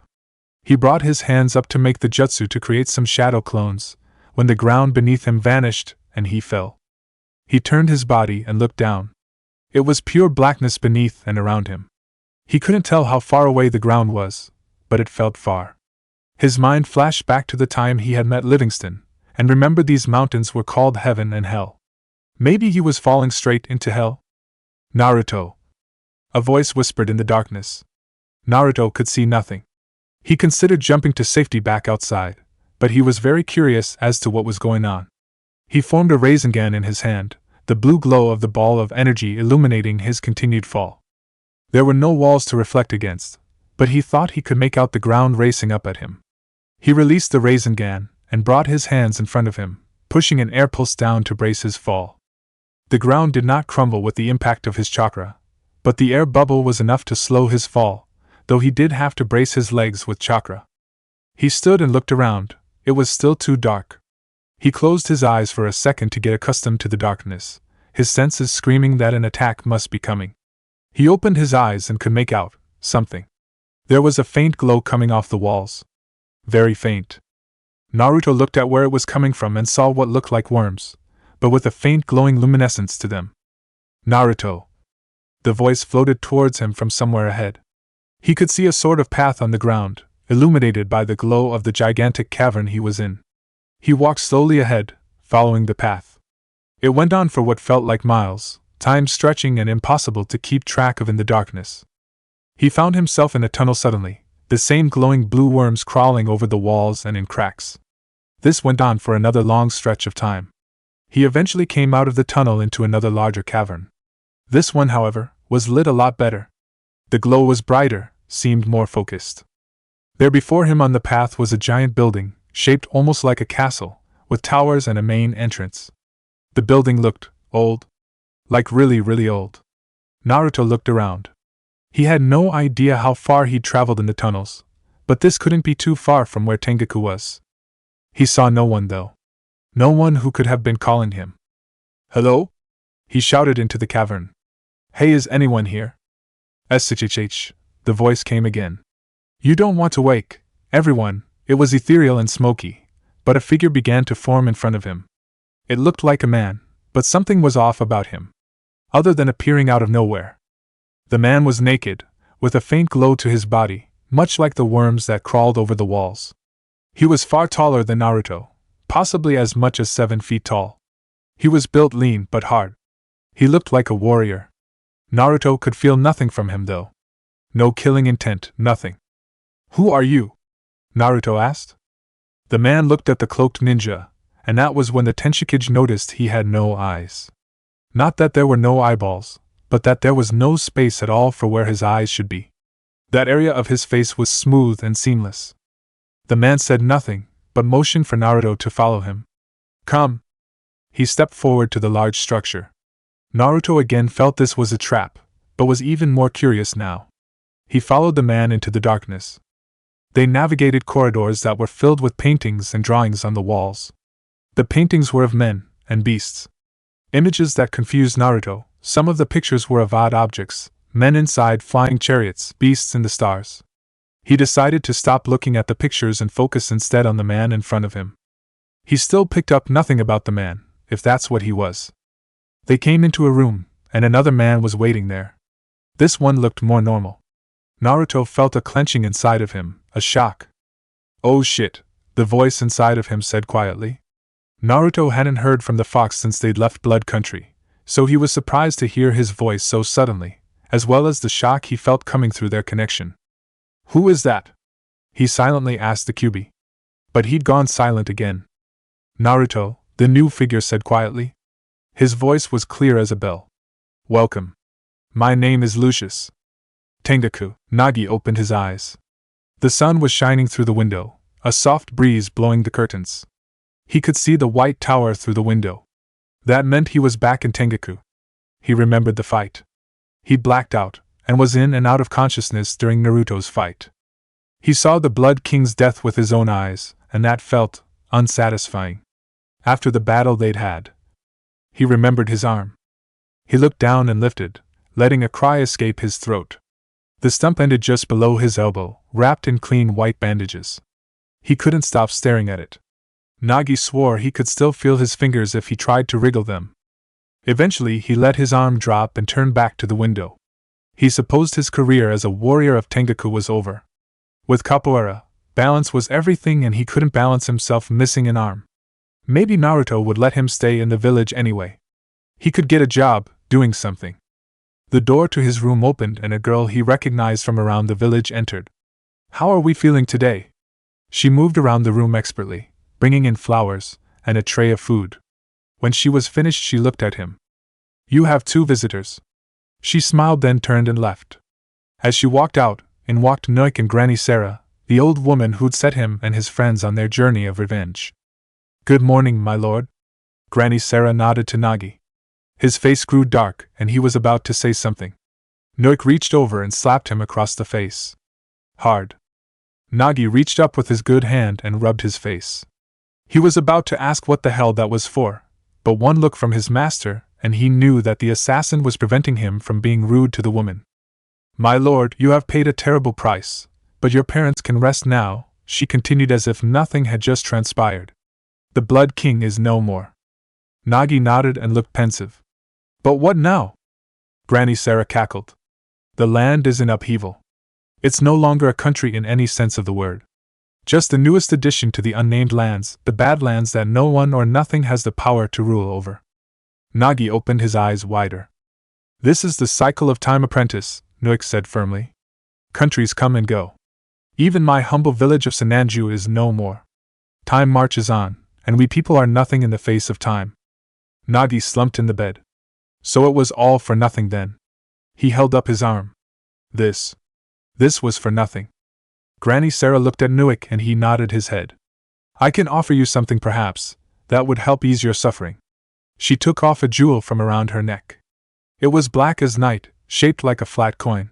"This belonged to your family once. I made it for them a very long time ago." She held it out for Nagi, who reached for it with his stub before embarrassingly retracting that arm and reaching for it with the other. "Thank you, Granny Sarah." He looked at the stone. "This is no ordinary stone, my lord. Your family was once the best of the shadow users. A long time ago, before this age, there was a great war, as there always is in every age. This war was fought on a global scale. It was not as it is now.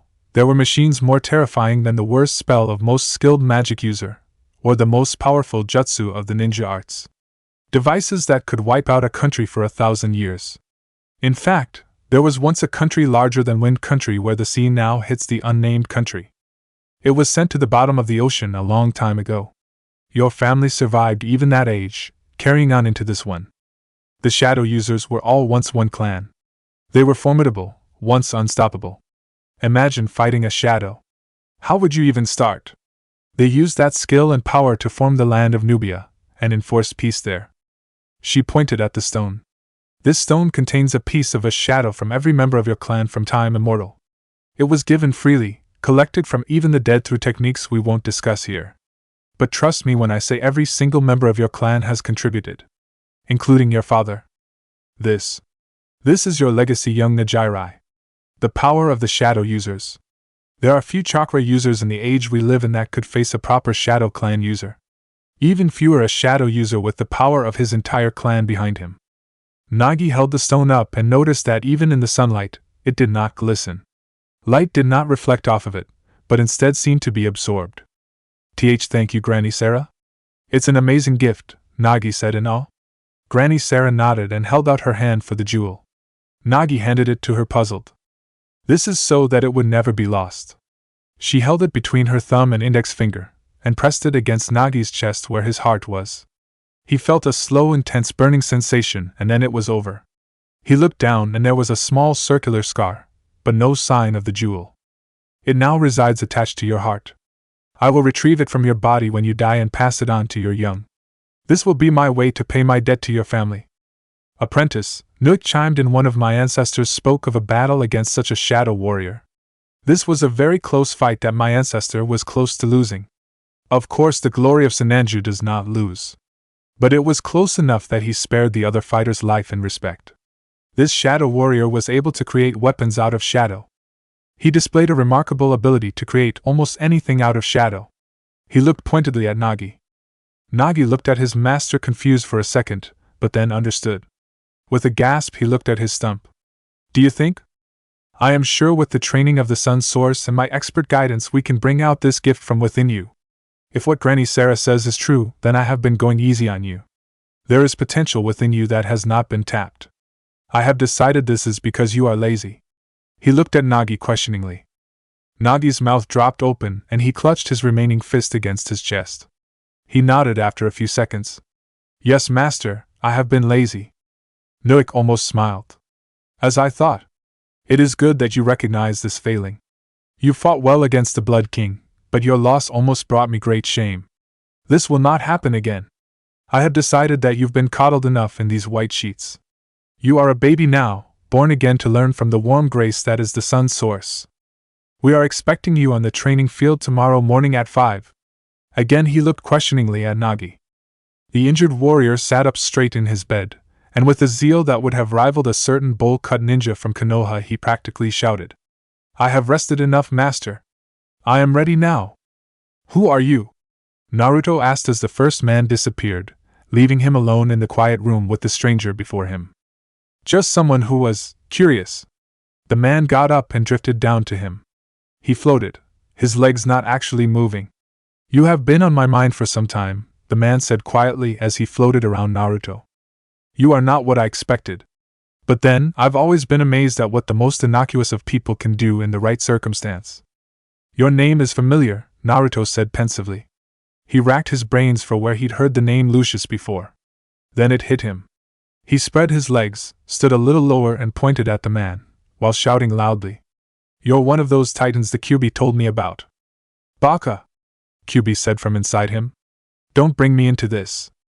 But why shouldn't he? Lucius said with a laugh. It's nice to see you again, brother. Well, part of you anyway. I am not your brother, Kyuubi growled. He was split into many. I am my own being now. The man waved his hand dismissively. Yes, yes. I don't care. He looked at Naruto. This one, though, he interests me. He glided back to his chair. Tell me, Naruto, claimed Tenchikage of the Sky Island Tengaku. What is your purpose? Naruto stood and scratched his head. What do you mean? Lucius sat perfectly still, resembling at that moment more a statue than a person. Come now. Playing the buffoon may suit you in some circumstance, but not this one. He waved Naruto to a chair opposite him. I seek to understand you. You who can harness the power of nature. Your little light show a few days ago sparked my interest. I was intrigued. Naruto sat down and sighed. I don't really know my purpose right now. That is a good answer. Lucius laughed. If you'd said something stupid, I'd have been disappointed. He leaned forward slightly. To be fair, I'll allow you to ask me a question for any question you answer of mine, Lucius said with a smile. Naruto grinned back. Sounds good. He looked around. What is this place? Lucius swept his hands wide. This is my keep. Everyone needs a place to rest sometimes. This was once a mighty palace, for a country long since forgotten. I moved it here to preserve some of its memories. My turn, Lucius said. Why did you destroy Blood Country as they call it these days? Naruto's face went dark and he looked down. It was not my intention. We were seeking revenge for a murder. Lucius sat back. Ah. He sat there in silence, his eyes staring at Naruto and thinking. Why do you want to know? Naruto asked. Ah, is that your question? Good. Lucius shifted. Truthfully, you are an enigma to me. I above my brothers understand man the most. But your motives are enigma to me. What do you mean? TSK. It's not your turn. Now tell me, what were you thinking when you walked through Blood Country in the aftermath? Naruto shook his head. There was so much. There was this little girl. Lucius nodded. Yes. The daughter. Neither she nor her caretaker made it very far by the way. The fires in the castle engulfed them. Naruto rocked back as if he was punched. Another casualty, he thought. Casualty? Lucius wondered aloud. Your thinking is so peculiar. You can read my mind. Naruto shouted at the man, standing up and pointing. Yes, yes, sit back down. Lucius didn't even look at him while he clicked his fingers. Naruto found himself seated again, not remember actually sitting down. So you consider all the people who died after the king to be your fault then? Lucius asked. Naruto looked steely-eyed at Lucius. It's not your turn. Lucius laughed. He motioned with his hand for Naruto to proceed. What do you mean my motives are an enigma to you? Naruto asked through gritted teeth. Man usually does things for one of 4 reasons. Greed, power, love, lust. Far as I can tell, you have no care for money, no desire for power, no great love, and a shocking lack of lust.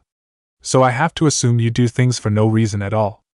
Naruto sat there in silence, his mouth hanging open slightly. Lucius continued. You had no problem killing soldiers or those who you deemed deserved it? Lucius punctuated the silence with a question to Naruto. No. But now, who am I to say who deserves death? Naruto said quietly. Someone has to decide. Why not you? Lucius replied. My decision led to countless people dying. To that girl seeing her father dead at my feet. Naruto almost bellowed, tears welling up in his eyes. Your reasoning is flawed. The people who died, their souls were dead long before that, Lucius said quietly. The Blood Country had destroyed them long before you showed up. He waved his hands and Naruto looked out a window. There were countless people now, floating around the space behind the building. The cavern went on and on forever. What's that? He demanded. Those are spirits, Naruto. My mother had need of someone to, well, clean up after people died. We like to recycle the whole souls. But often we get souls that are damaged beyond repair. He pointed at a woman walking quietly by the window. Naruto saw that her chest had a large hole in it where her heart would have been. Look at her. In life she had no hope. No family. Forced onto the streets. The Badlands are an unforgiving place to grow up as a child. She took her own life after she could bear it no more. A soul can only take so much abuse before it shatters. So I take care of what's left of her soul here. Why didn't you help her when she was alive? Naruto demanded.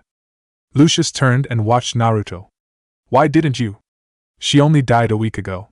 Why didn't you seek her out and rescue her? I didn't know. I mean, I don't know who she is? Naruto replied confused. You can't save everyone, Lucius said as he floated back to his chair. Naruto stood up, the chair scraping on the ground. He looked down, a tear dropping from his eyes. Why not? Why can't I save everyone? Lucius sat back down. People die. People suffer. I will stop the suffering, Naruto said defiantly. His words echoed in the cavern. The souls outside seemed to freeze, hovering, almost as if they heard his words. How? Lucius asked in almost a whisper. Naruto stood unsure of himself for a while. He looked out at the pitiful souls wandering the never-ending cavern. I don't know, he said. But I will find a way. Interesting, Lucius said. I knew bringing you here would not be boring. The worst part of being immortal is getting bored. I look forward to seeing what you do, Naruto Uzumaki, Tenshikage of Tengaku Village. As for you, he spoke directly to the Kyuubi in Naruto's mind. You know what's coming. The Kyuubi answered with silence. Lucius nodded. So be it. He clicked his fingers and Naruto appeared back on top of the boulder he was standing on before he fell into the cavern. It was no longer daylight. He looked up at the night sky and was startled. The stars were not where they should have been. They were further south than they had been last night. As if a month had passed in the forgotten city in those caves. He glanced back and saw the cloud that was Tengaku. He didn't bother with the wind stream this time. For the first time since he left Blood Country he felt more like himself. He had a purpose again. He jumped straight to Tengaku. Omake, Senji's delivery service. Senji the Dark Blade finished packing his supplies into an overstuffed backpack, most of it water in special sealed containers, considering his destination was Wind Country, a place that was primarily desert with very few locations to refill a canteen. Lastly, he secured his weapons and tools that he would need for this journey. Well, he called it a journey, but really it was more of a quest. If he knew Tenchi at all, this would undoubtedly turn out to be more than he planned on it being, so he was going prepared. And if he just so happened to run into Naruto on the way to this person he was delivering a letter to, well, life was just full of coincidences, wasn't it? So, while Tenchi was occupied with teaching his class at the academy, Senji made his way not to the stream to Wind Country and Suna, but to the main stream, the one that came out in a clearing not too far from the entrance to Tengaku. It would add a few weeks to his journey, but there was a greater chance he'd run into or find Naruto on his way through the unnamed country toward the eastern lands. In his mind, it was more than a fair trade. Landing on the balls of his feet as the stream gently let him fall, he turned back briefly to the mountain range Tengaku hovered over.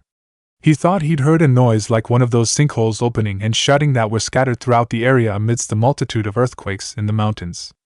Shrugging it off, he turned east and started walking. A few days later, Senji had given up hope that he would bump into Naruto on his little quest here. Either they just missed each other, or Naruto was still in Blood Country, Either way, the only possibility of Senji running into him was by intentionally seeking him out, and he promised Tenchi that he specifically would not do that. The father of his true love could be a real bastard like that. Not needing to adjust his pace for anyone else, and no longer having a reason to drag his heels, he was moving at top speed, and perfecting his hop step while trying to squeeze out some extra speed from his flash step along the way. Therefore, it was quite fortunate that he noticed the trouble when he did, or he would have blown right past it. There was a wagon on fire and over half a dozen men with weapons, all attacking the family that were cowering beneath it. Stopping with a quick hop step, he turned back and got a second look and saw that it was actually a male merchant. The elemental countries had the courier ninja organization for delivering and shipping packages, but they did not enter the unnamed country. Therefore, to send mail or non-illegal packages to other people in the unnamed country, a few clans that stuck together set up a new kind of job, called a male merchant, which did the same thing that courier ninja did in the elemental countries. It was rare for them to have anything more valuable than letters or scrolls. So why would bandits be attacking male merchants of all people they could attack? Deciding that he could debate the reasoning of the desperate later, Senji moved to attack. First, he put out the flames. Naruto would probably use a wind jutsu to blast them out, or if he was feeling creative, he'd make a vacuum to suck up all the oxygen the fire was using. Having only his swords and not being a wind type in the first place, he decided to do a combination of both. As he ran past the burning wagon, he sliced with each of his kodachi right above the flames, executing a spinning jump slash while moving at flash step speeds. It wasn't his fastest move, but it created a vacuum in the wake of the sword's movements, and pretty much slammed that vacuum down on top of the flames, smothering them. That taken care of, he quickly discerned who was and wasn't a bandit. Keeping in mind that there might be a reward for some of these bandits, he kept it non-lethal for the moment, knocking the one with swords and clubs and torches out with either blows to the back of the head, hitting them with the flat of his blades, or knocking the wind out of them with well-placed kicks and punches. Took him about 15 seconds using his hop step, but only because he double-checked that he was targeting actual bandits. Sometimes it was hard to tell, and one can never be too sure. Once the fighting stopped, Senji sheathed his swords and approached the family that had been hiding beneath the no longer burning wagon. "Are you all okay?" he asked. "Was anybody injured or killed?" "No, thank you, kind warrior," a tall woman was striking green hair down to her waist. "I am Neliel, the chief merchant for my clan. We don't have much to repay you with." "Don't bother," Senji waved off the offer. "I am Senji, the Dark Blade of Tengaku. I'm on a mission for my village. I was passing by, saw the trouble and decided to help. Nothing more than that. If you really want to pay me back, please consider setting up a merchant house in or near Tengaku. If no one was injured, I'll be on my way." He turned to leave. "Wait, you said Tengaku?" Neliel asked. "Yes," Senji confirmed, though some suspicion lingered. The green-haired woman waved urgently to those still by the wagon, salvaging what they could. A package, a box about 1.5 feet long, 1 foot wide, and half a foot deep, was brought forth. The chief male merchant accepted it, and then offered it to Senji as she quickly tried to explain. "This is actually the reason we were attacked," she said. "We were hired to deliver this to the tradesmen guild near the border. We have no one going that direction for another month or so, and we were taking it to your village, or rather your trading post. We'd like to hire the warriors of Tengaku to deliver this to its ultimate destination. And if you're already on your way, in the same direction, it would save a lot of time. Please?" Sighing, Senji figured he'd wasted enough time, and it would take care of the expenses of drowning his sorrows at a favorite tavern of his where he always made sure to spend the night every time he passed by it. He took the package and held out his other hand, saying, 3 gold, or 15 silver and 30 coppers. And a jewel. Hey, charity and goodwill was one thing, but business was business. She handed him 1 gold, 10 silver and the 30 coppers, and a medium-sized ruby of decent enough quality. Currency in the unnamed country wasn't as controlled as the currency in the elemental countries. Everyone made do with what they knew to be valuable no matter where you were. "The destination is written on the top there," Neliel pointed. "Thank you, Senji." Business concluded, Senji hurried on his way. It took him another 2 days to get to the address on the package. Fortunately, it was in the same general direction he was going. He stopped at the tavern he planned on going by, spending the night, The rest of the time he was running and venting his frustrations through exercise. And the occasional bandit he came across, of course. At least, that's how it started out. There must have been lookouts, or the male merchants had already spread the word that they no longer had the package. He did. After leaving the tavern, it wasn't an hour before he was being stopped by every thug with a sword wanting to make a quick buck, thinking that it was some great treasure they could sell for a small fortune. The first dozen, all before he'd gotten more than a mile from the tavern, were hardly worth mentioning beyond the fact that it was more than a dozen. He caught on to the pattern pretty quick after leaving the city, and luckily he hadn't made any kind of promise about not looking in the package. Not that it was exactly worth much. It was just a briefcase in a box, filled with papers. Reading through some of them gave him the clues needed, and explained why it was going to a tradesman guild near the border with the elemental countries. Some trader probably lost his luggage, and this was his way of having it returned. Too bad it was filled with papers probably pretty important for the guild, and it would only be of any use to another tradesman guild. For anyone else, it was just paper. Putting the package back together, Senji resumed his journey, while wondering how it was he'd suddenly become a delivery boy.